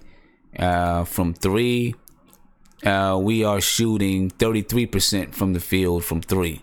Good for 17th in the league. But see, what's bad about that is we're shooting a bad percentage from the field, and we're getting outshot by like 20 shots from 3 per game. We're not getting up enough 3-pointers. Like, we're not. I think one game we were like 3 for 9, and like the other team shot like 30. Like, so we can't be inefficient and not taking threes. Most teams that aren't great 3-point shooting teams, they're at least efficient, in the shots that they do take. And now we're not efficient, and we're not making threes. Okay. And now, see, my thing with the threes, and I do not disagree with you. I agree with you. My thing with the threes is that it can't just be taking threes. And I have up on the screen right now for those who are watching. I just have some stats up from preseason throughout the league, and you can see the Knicks 33.3%. I'm sorry, 33% from 3, 41.9% from field goal percentage. That's we're field goal attempts a game 89.5 per game. So I mean, we've got to. But I don't want to just be taking threes. The threes got to come from somewhere, right? They got to generate them. But we got to get into the paint, and that's the biggest issue. Exactly. We got to be able to get into the paint. We don't have enough penetration. Right. It can't just come from, I won't pass it to you, now shoot a 3, so now we're getting more threes. They've got to come from ball movement, from swinging the ball to the other side of the floor, penetrating to the basket, and then kicking it out for a wide open 3, getting a 3 in transition. When the defense is backpedaling. And so what's crazy? I may have to like put some we're across when I say this because it's gonna be ridiculous. But I think Moutier helps the most with that because I think he's the best at our guards of getting into the paint and passing out. I agree. He does do that. That's what the last caller was trying to get at with me.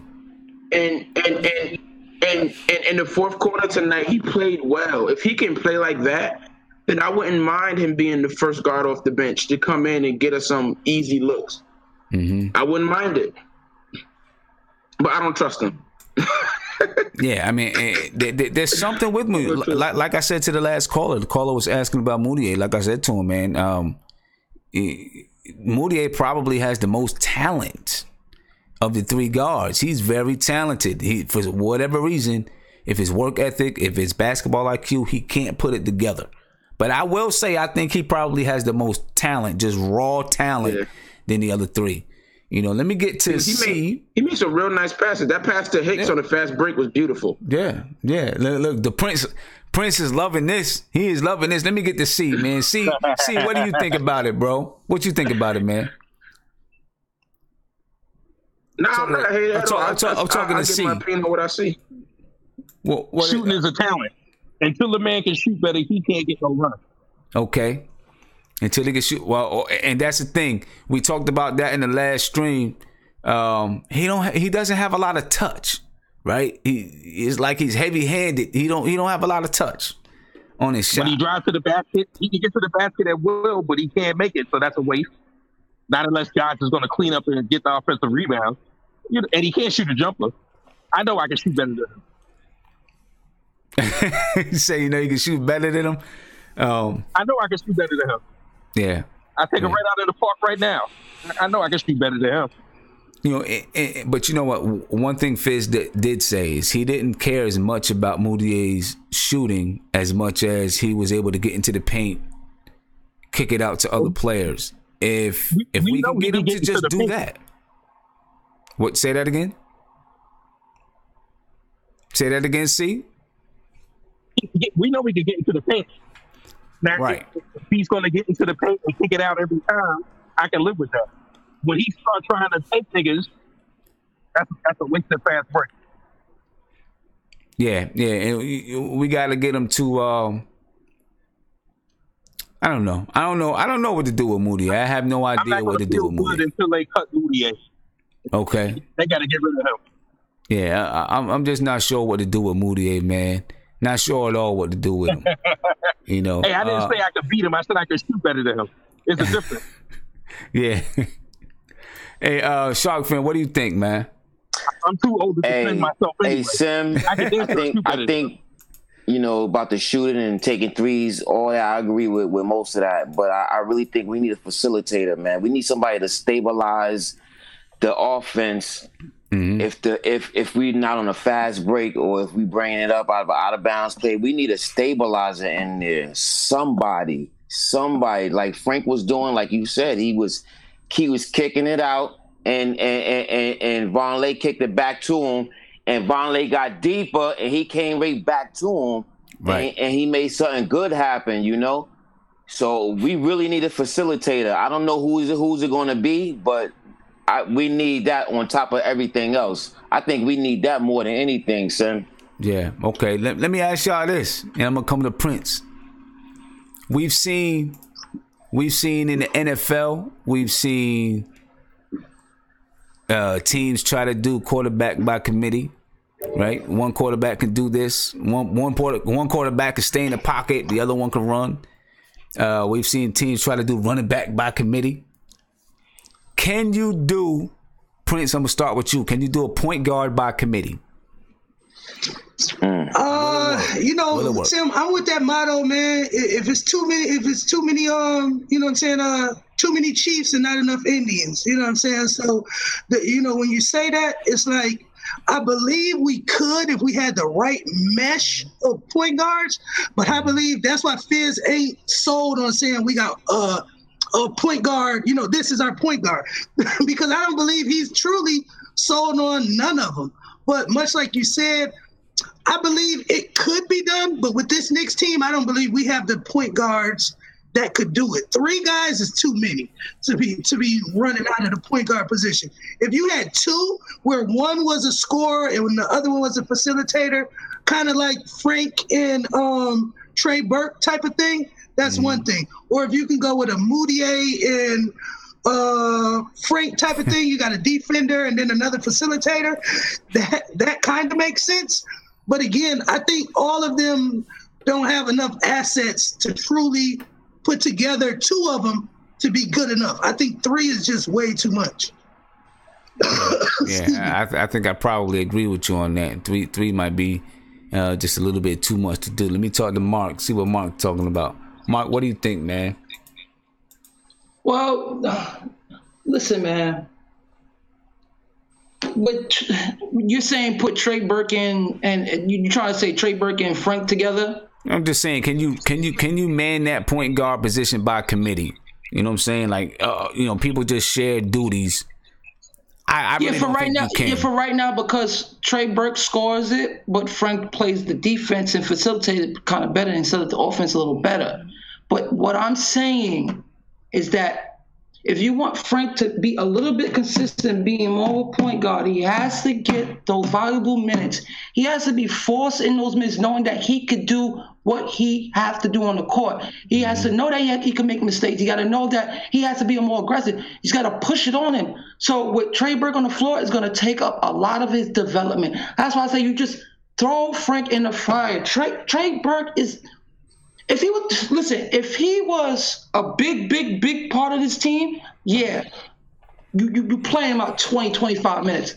But I don't even care to play him. I just care to just develop Frank, man. Because like I said to everybody, I look at this as his rookie of the year because he barely played any minutes last year. I just want this kid to just feel the NBA for what it is, so he can get more aggressive on the point guard end, because he showed you tonight how he drives. He showed you tonight. Yeah, he did. He can get to where he need to get to. He's big and strong. Mm-hmm. But like I said, he gets timid because guess what? he's not on the floor for long because he get fouls. He get fouls quick because again, he's not adapting to the speed yet. He has to get 30. He has to know that he's the point guard. He has to know that he's the guy, not fighting for no other spot. You can't allow Trey Burke and Moutier fight for that spot. I'm sorry. Frank is just better than them. I'm sorry. Moutier does nothing for me. Trey Burke does nothing for me. What I like about Frank, he stabilizes the offense. He just puts it. He just puts it. It's like art when you watch him position everybody. I just want this kid to get 30 to 35 minutes a game. I don't care if Trey Burke. I'd rather Ron Baker play in front of Trey Burke because Ron Baker plays with aggressiveness. He does things. He makes plays. He don't get pushed around by point guards. I seen Trey. You see how John Wall every time Trey Burke get the ball, took him right down to the post. Every point guard is gonna chew that man up. I feel you. Every I feel point you, guard man. gonna chew that. And listen, we don't have the time to be allowing point guards to chew up. We should be able to at least guard these pick and rolls, and Trey Burke can't do it. He can't do it. I don't care. He has to go. Him and Moody has to go. Sign Trey. He has to go. It's a waste of my time watching those two. They have no confidence. Well, Trey Burke has confidence, but he's not a point guard. He's just not a point guard, and we need a point guard. That's the only thing. Because like I said, if Frank don't pan out even whatsoever, that's gonna listen. I was just thinking, if Kevin Knox don't do certain things, that's gonna set us back, bro. That's what I'm afraid of the most when I'm watching Frank and Knox, because I want them to be good. But if they don't get those minutes, if they don't get forced into that fire, we're going to get set back another 5 years. So I want Frank to just be the solo point guard, lose or win. I just want him on the floor. I want to see him on the floor because he runs the point guard right. He ain't no two guard. He is a point guard. Sick of this, man. And he don't get abused on defense as he did tonight. Yeah, cool. But he don't get abused. He don't get abused. I'm just watching John Wall say, give me the ball. Give me the ball. Trey Burke is on me. So you don't think Damian Lillard's going to kill him? Michael Conley? Even Dennis Schroeder would kill Trey Burke. I'm thinking about Ish Smith from Detroit. He might kill Trey Burke. I'm talking about point guards like that, and we always have a problem with point guards. We can't even guard the pick and roll. I'm tired of watching the Knicks, and we can't guard that pick and roll. That's why, look at Otto Porter making threes. Kelly Oubre making threes. Mahinmi made 3 threes tonight. You're right, man. You're right. I can't argue with you. With this Knicks team, bro. I know we have hopes and faith, but this is the Knicks. This. I've been watching it. It's the same thing over and over and over and over. I'm watching the game knowing shots are going to go in. Hey, Mark, let me ask you a question, Mark. So who's your starting 5 today? My starting, I'm putting Knox at the 3. I'm putting in because it's showing me that I give Lance respect because every time I'm saying, who does he think he is? I'm putting because guess what? You breaking up, I Mark. don't question his aggressiveness. You breaking up, Mark. You breaking up. You hear me? Yeah. Just try to keep that mic close to your mouth because you're breaking up. I'm going crazy. At least he with aggressiveness and he grabs rebound. He is a force. He just needs a defensive center behind him, and we be straight. I want players on the floor that wants to play. I want players on the floor that's aggressive. They have to be aggressive to play for the Knicks. This is a ball game. When you're in the Madison Square Garden, you can be iffy. I'm a fan, and I can sniff that out when you're not playing. That's why when I watch Knox, I want him to be good. But him shying away, that really turns me off. All right. We need a good facilitator to get Knox into the game. A good facilitator will wake his game up by getting the ball to him. See, Shark saying the point guard to get Kevin Knox the ball. That's true. To wake him up, to wake his game up. Maybe that's true. He needs That's that. true. You know, why guys All right. putting down things? Because that, This is what we're gonna do, guys. We're coming down to the last minute. You know what I'm saying? And I'm gonna tell y'all what. Expect this from Mark all year. This is gonna be Mark's energy all year long because, you know, we got a young team. There's gonna be a lot of things happening, and the only thing we can do is laugh about it, Mark. Only thing we can do is laugh with you, bro. That's all we can do is laugh with you. I ain't laughing at you, bro. I'm laughing with you because I feel your pain, man. I feel your pain. And before we get out of here, let me talk to my man Viv. Join us in the chat. Viv, what's popping, bro? What's good, Sim? It's been a couple days, but you know, I'm just gonna. I mean, you mentioned efficiency. You know, I think you just mentioned a lot of good points. Look, I didn't really catch a lot of this game. It kind of got ugly, and you know, I was just kind of in the middle of two other games at the same time. So, what I kind of saw is just, you know, a whole bunch of kids just trying to force up buckets. They're trying to force action, and it just looked really, really, really ugly. For most of the game, it was really the case of, you know, these kids are just working hard, but they're working dumb. Yeah. They're not working smart. And, you know, like this is like a corporate cliche to an extent, but yeah, they're working very hard out of the floor, but they're not thinking intelligently. Yeah. Like, for example, you know, Frank had a good first half, and then all of a sudden, you know, he ends up in the third quarter with 5 fouls. Right. You know, there has to be some sort of, you know, logic on that end. However, at the same time, you know, when Frank was out there at the starting lineup, and even when he came back in the game, the offense just looked a lot more composed. Whereas you got someone like Trey Burke, for example, he got a little bit of points early on, but he didn't have any assists. Now, if you look at assists in general, it's actually quite a problem, and Fizdale has to figure out something because we had 18 assists to 21 turnovers, and that is not going to get you anywhere. And if that continues into the regular season, we're going to have a lot of ugly games where we have stat lines of 15, 16, 17 assists and way too many turnovers. We need to figure out how to get more assists, and we have to figure out how to play more intelligently on the floor. And the final point, I know you were mentioning a lot about, you know, the whole Frank debate. I just want to end it by saying that, you know, I saw there's one play. I was looking at it a little bit deeper in a sense. You know, there was a point, I think early in the first quarter, second quarter, where Frank was, you know, passing it back and forth to Vonleh. You know, he was passing in the post to Vonleh. Vonleh was passing back to him. He passed it back again.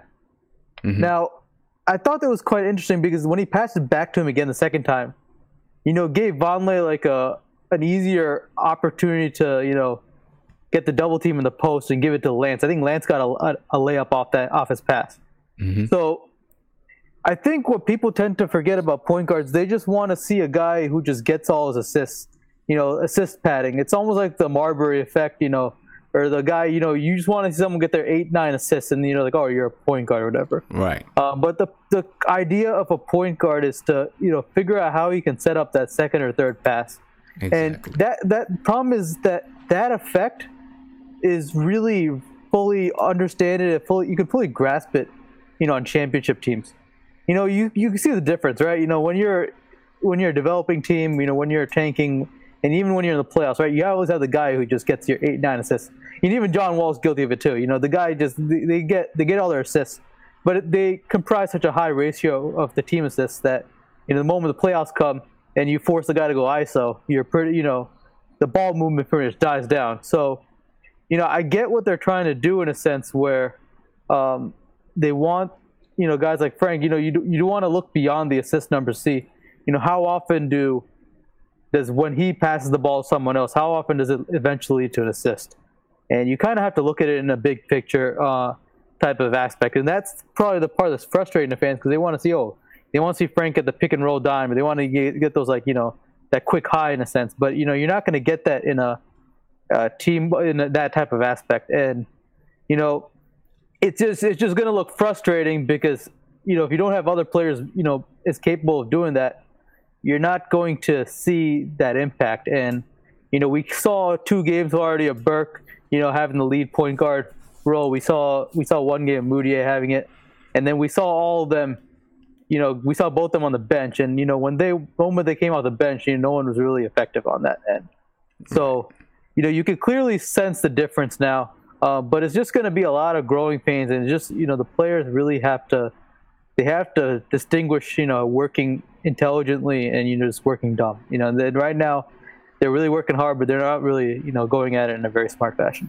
Yeah, I'm with you. And, and part of that is just being young guys, right? Young guys that don't know the game yet. You could tell it too, because even Knox, for example, right? Like you could see Knox just trying to, force his way to get baskets. Yeah. He's trying to take the first 3 he can take, and he's trying to get going, and that's the part that's bothering him, because he realizes that he can't go left, right? So, he's already frustrated that, that left hand is gone for him. So now he's just trying to force some action. Just, hey, he thinks that, okay, I'm going to, in order to be productive, I got to force myself to get a basket. And that's just the complete opposite way of, getting yourself in the groove. Right. Agree with you. I agree. Yeah. All right. Viv, I'm gonna leave you on to the end. All right. All right. Thanks, since you just logged in. But we're coming down to our last words, ladies and gentlemen. Last words. And I know you guys seen the advertisement on the screen. I'll throw it up one more time. Martin Luther King Day, January 21st, Knicks versus OKC. We have lounge tickets. Chase Bridge lounge tickets are available right now. And get them quick, because October 26th is our deadline. And I know that seems kind of early, but there's only 2 lounges left and they will sell out. So we're trying to get this in so we can book our lounge. All right. And I'm going to put right now one more time into the chat where you can go and learn a little bit more about these lounge tickets and purchase yourself tickets. And what you get, just like it was with the season, with the home opener, you get courtside seats for a shoot around. You get food and beverages included. We'll get a lounge. We'll have a live stream. It's gonna be cool, man. So here's the link. You guys check it out, and get them while they're here, because they're gonna go fast. We've already sold a few of them. All right, so get them while they're here. Get them while they're here. All right, and also just to let you guys know now, the Knicks don't play again until Friday. But I will be back on Wednesday night. Wednesday night we have a draft for one of our cash leagues. So make sure you join us on Wednesday night, 9:00. We'll be here at 9:00, and we will have some topics to discuss. We'll do the draft, and we'll also discuss topics. So make sure you're here. Check us out, 9:00. Mark your calendars, and we'll be doing a draft for one of our cash leagues. All right, so remember that for me, please. And with that being said, we're going to go ahead and get to our last words of the night. I probably have a couple of videos out in between now and Friday too, not just Wednesdays, but I got a couple of things that I'm looking at doing. So hopefully I'll put a couple of videos out. But chat, we're going to get to our last words. All right. C, I'm gonna start off with you. I forgot your whole name, so I'm calling you C. I'm gonna start off with you. Just some last words of the night. God bless and good night. I got to go back to work. All right, man.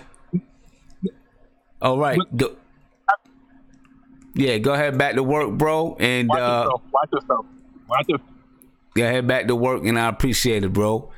No doubt. Isaiah, I'm gonna let Isaiah go ahead and get some rest, because the man's tired. Go ahead, man. Your last words for the night. You can't even see. Look at you trying to get your contact straight or something. Yeah, I'm tired. Shout out to the chat. I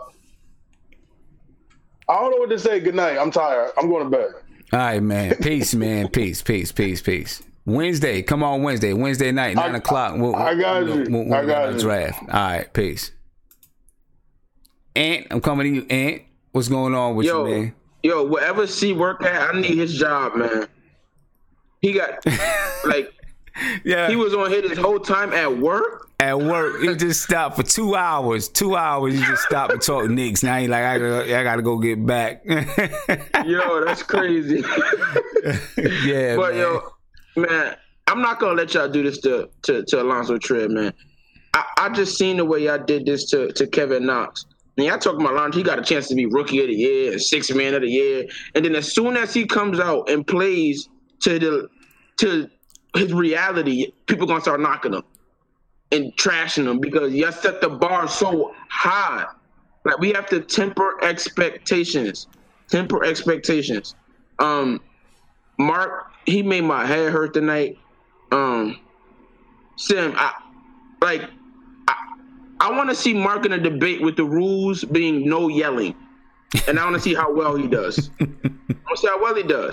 Yeah. I think I need you to set it up. I want to debate Mark. The rules, no yelling, and he's gonna look bad, Sam. He's gonna look bad because he's always saying we don't know basketball. But Mark, you know, his greatest tool is his volume. And I'm ready to challenge him. He yells so that you can't get a word in, and then you just give up. You give up, and that's that's his superpower. All right, bet we're gonna see. All right, Mark, it's a challenge. Can you accept the challenge? I think Mark, you know basketball. I think he can do it. Mark knows basketball. I don't think so. Rules, no yelling. He's gonna fall. Roman Empire. Okay. All right, and I'm gonna let you rock, man. Later. And Sean Price, I see you in the video chat. I do want to let you know I am working on the Knicks fan's memoir. It's taking a lot longer than I expected because I had to do some things to get the lighting right, you know, to do what I wanted to do, to do something. Well, the one thing that I wanted to do with it, the way I wanted to have it set up, I needed to do some things to get my lighting right. So it's taking longer than I expected, but I'm working on it. I promise you that I'm working on it. Thank you for remembering though, and I'm working on it. All right, let me see, Nate. What's poppin', Sim, man? tonight my last word is not going to be about the Knicks. Okay. I want to give a shout out to Drew Brees. He broke the record tonight for the most passing yards ever in the history of football, and this guy went from having no career to being the best, and I think that just speaks volumes of how hard he worked and how he did it the right way. And I think we can all look up to him and see what kind of role model he should be for people. So, all right, that's love. All right, that's love. Big shout out to Drew Brees for that. All right. Have a good night. See you Wednesday. Peace. See you Wednesday. Oh. All right, let's see. Real Shark friend, man, I'm coming to you. What's up, bro? What's poppin', Sam, man? You had a great show tonight, my brother. Appreciate great it. Show. Appreciate it. We continue to try to make it grow, man, and keep it fan. It's all about fans, right? So we're trying to keep it as fan centric as possible. I'm not trying to be ESPN or Fox One Sports. I'm just trying to keep it a fan show. I love it. I love it, brother. I love it, man. So I just want to say that we need a facilitator, and I mean we need someone who got a jump shot. Mm-hmm. Who's going to drive to the basket, who's going to get his players involved, who has decent defense, and who can actually see the whole court. Right. We need somebody who can do all those things, and whoever we figure out during the course of the season who that's going to be. That's what we need, So I'm gonna leave it there until Wednesday. Peace, man. Peace. All right, Wednesday night. Okay, Mark, I'm on you, bro. Yeah. What's you up, hear me? Mark? You hear me, sir? I can hear you. I can hear you, man. All right. Let me ask you a question. Who challenged me in the chat? That was Ant. He said he challenges you to a debate without yelling. That's the rule. You can't yell. Oh, I could do that, but tell them don't say nothing stupid. That's all. That's all I asked from the chat. Just don't say stupid, because I'm watching a total different game from them. I mean, they wishing things can happen, but it ain't. I'm just spitting out facts. That's all. All right. But like I said, what Vivek was saying, he said exactly what I was saying tonight about Frank and how he looks better on the court as the point guard, distributing to players. Yeah, he might not run the pick and roll perfect yet or at all, but the way he organizes the offense allows players to make a move and think when they get the ball instead of holding the ball. Just like with Vonleh, when he kept passing it back. So Vonleh get the double team. So Vonleh can either make a pass or go up strong. We need a point guard like that that's going to set other players up because Trey Burke ain't going to do it. And Moutier, I don't really care for him. So like he's not even on this team to me. So y'all could just stop. Okay. Y'all could just stop with him. He's gone after this. I'll tell you that. Okay, we'll see. He might be. I don't know. His minute. He went from starting to he played with the scrubs tonight. I mean, I guess that can be expected. If Frank would have played the whole game, if Frank wouldn't have gotten foul trouble, he may not even have seen the floor tonight. I don't know. Let me ask you a question, Sim. Right? Mm-hmm. If you play, Moutier played in Denver, right? And if you watched Denver play before, right? Mm-hmm. Wouldn't you think his style of tempo is what the Nuggets do? Yeah. And that he should flourish in that? Yeah. So why remember, his first year, he was, I think, 13-5. Something like that. And then every year from that, his minutes started to go down. You know why? Because he can't guard a lick. He couldn't shoot. And then he lost his spot to Jamal Murray. Mm-hmm. He had 4 years as a 6'5" big guard. They wanted him to be the point guard. And when a team gives up on you, it is up. For 4 years. And I tell people, if you don't come out in your third or fourth year, you are who you are. And if you go look at any player, they are who they are in their fourth year, bro. All right. They are who they are. And he is who he is. I'm sorry. And that extra $5-6 mil, if he gets it next year, that's just a waste of money. I'd rather give that to Cantor. Tell you the truth. All right. Because he just gets the job done. All right. He just gets the job done. He does what's necessary. Get the rebound and put it back up. And play with some energy. Like you want to play here. I just want players that want to play here. That's it. All right. If you don't, you got to go. But that's my last night. All right. Your challenge is accepted. Okay, we're gonna set this up. We are going to set it up. We're gonna have a special night for this. We're gonna set it up. Listen, hey, Mark. Let me say one thing. Ever since Ant came into the chat room, I understand, Ant. But let me just say, you just can't have it, bro. I'm sorry. Like nobody else was talking in the chat except for you. Nobody said anything stupid, and you started yelling. So I don't know. No, it started with me and the Prince, because the Prince was telling me that Kevin Knox is aggressive. I said, what aggressiveness do you see from Kevin Knox? I'm talking about just right now when you were talking about Cantor and how Cantor gets it done. You started yelling and nobody was even saying anything. Oh, no, I'm just exaggerating. See, I know. I'm not yelling to yell, but I just be exaggerating. All right. It's called entertainment. All right, man. Wednesday night. People get it. Wednesday night, man, 9:00. All right, yo. Shout out to the chat. I love y'all. All right, peace, man. Yo, Vivek, I wish they would stop and get him out of here. Wow. What's up, Prince, man? Give us your last word. Mark, that's my man. Man, Sim, you know what it is. Shout out to chat. It's always a riot up in here, especially when you got Who's Mark and Aunt G. But Who's Mark is definitely somebody who makes sure that, you know what I'm saying, your white blood cells is pumping through your heart. Because he definitely raised your blood pressure.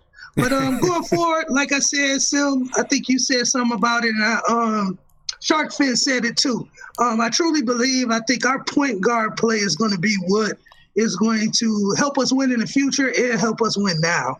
I know, obviously, we still got a question mark at point guard, and I don't think it's going to be answered this year. I truly don't believe it. I think that's something that we're either going to have to pick up in free agency or make a trade for or draft the next incoming point guard, because I just don't believe he's on our team right now. I love Moutier as much as I've been an advocate for him, but again, we still need him to make leaps and bounds before he can be that starting point guard that we need. But again, we see flashes from, much like we were saying earlier when you posed the question of, do we think that a point guard committee could work. Yes, all of our point guards got little glimpse of things that we would like to see in one point guard. Trey Burke, his mid-range game and being able to go to the basket. Moutier with him being able to break down defenses and pass the ball. Frank with his cerebralness of the game. So again, if we could put all of those attributes into one point guard, we would have, a Kyrie Irving, that type of guy. And that's who we need. But right now going forward, we just need to breathe. Everybody knew we wasn't going to win many games this season. So again, it's a lot of stuff that we can grow from. But if we're talking about hanging cats and trading cats off the fourth game of the preseason, that's like everybody said, that's why we Knicks fans. And y'all need to just go ahead and I guess stop watching basketball until we get good, and then y'all can have all these crazy debates and talks. But again, let us learn how to play, learn how to gel as a team. Sim, keep doing your thing. Right, shout out to chat. No doubt. What is it? Wednesday? We back on Wednesday? Wednesday, 9:00. We're gonna have topics, discuss topics, and at the same time discussing topics, we're gonna do we're gonna have our draft for one of our leagues. So yeah, Wednesday. All right, man. All right, Sim. All right, peace, Prince. Peace, Viv. All right, Viv, it's on you, bro. All right, look, preseason's about to wrap up. We got some big roster decisions coming up. I didn't actually realize coming into preseason that Vonleh's technically the 16th man. So I overcounted the training camp players and whatever. So, I'm very curious to see what happens between now and Monday. They have to make their roster decisions by Monday. So obviously, I think Kadib Allen's going to be gone. He hasn't played the last 2 games. He has no real reason to be here. They went through their juggle of the Exhibit 10 contracts. So all those guys who were being signed and cut and signed and cut and signed and cut, they seem to do that the last 3 or 4 days. So I think they're all going to Westchester. They got like $50,000 bonus or whatever. Right. And look, I think the last thing I want to see, I think they have a little break between now and Friday. So, I guess the real question is, who do they go with as their lineup? And I think that most of the lineup, if they're not resting Cantor, which I was surprised that I get why they did it. They may actually end up doing that again. I'm not sure because I don't think we saw really that much of. Fournette got 11 minutes, but we do need to see more of him anyways. So I wouldn't be surprised if Cantor rests. I'm pretty sure we all know that I think Lance Thomas is going to be the 4. I'm pretty sure, unless something crazy happens, I think Knox is going to be the 3. Tim's going to be the 2.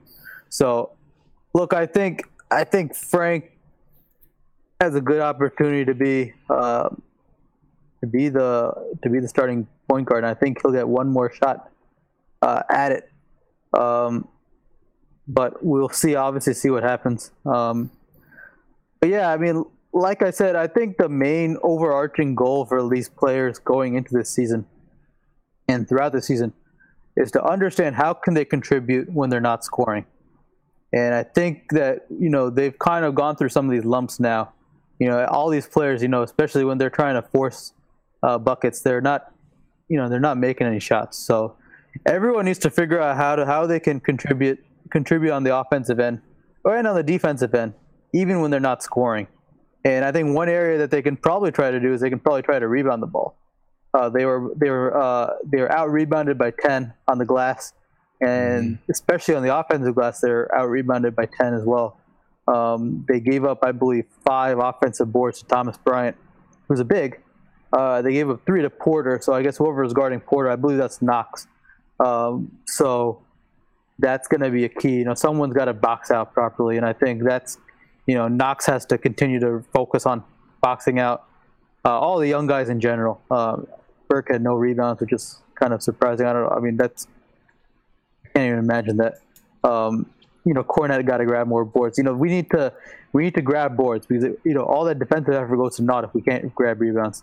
And we got to continue to pass the ball. Don't always take the first shot that's available.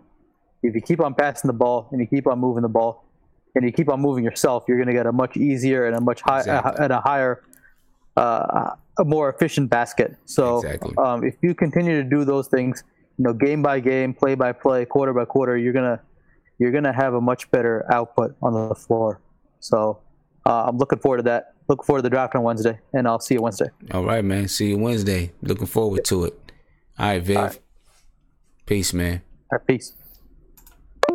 All right, Knicks fans, we're down to the end of the show, and thank you guys for staying on with me. Okay, we fought through one bad preseason game. The Knicks play the Nets Friday. See what happens there. I'd like to see Frank start again. I'd like to see him, just look at Trier in that starting lineup too. Because like whoever it was, I'm not sure who it was in the chat, said if Fizz is really, really saying you eat what you kill, then Trier's been balling. Why wouldn't he be in the starting lineup? Right? If you're really concerned about efficiency.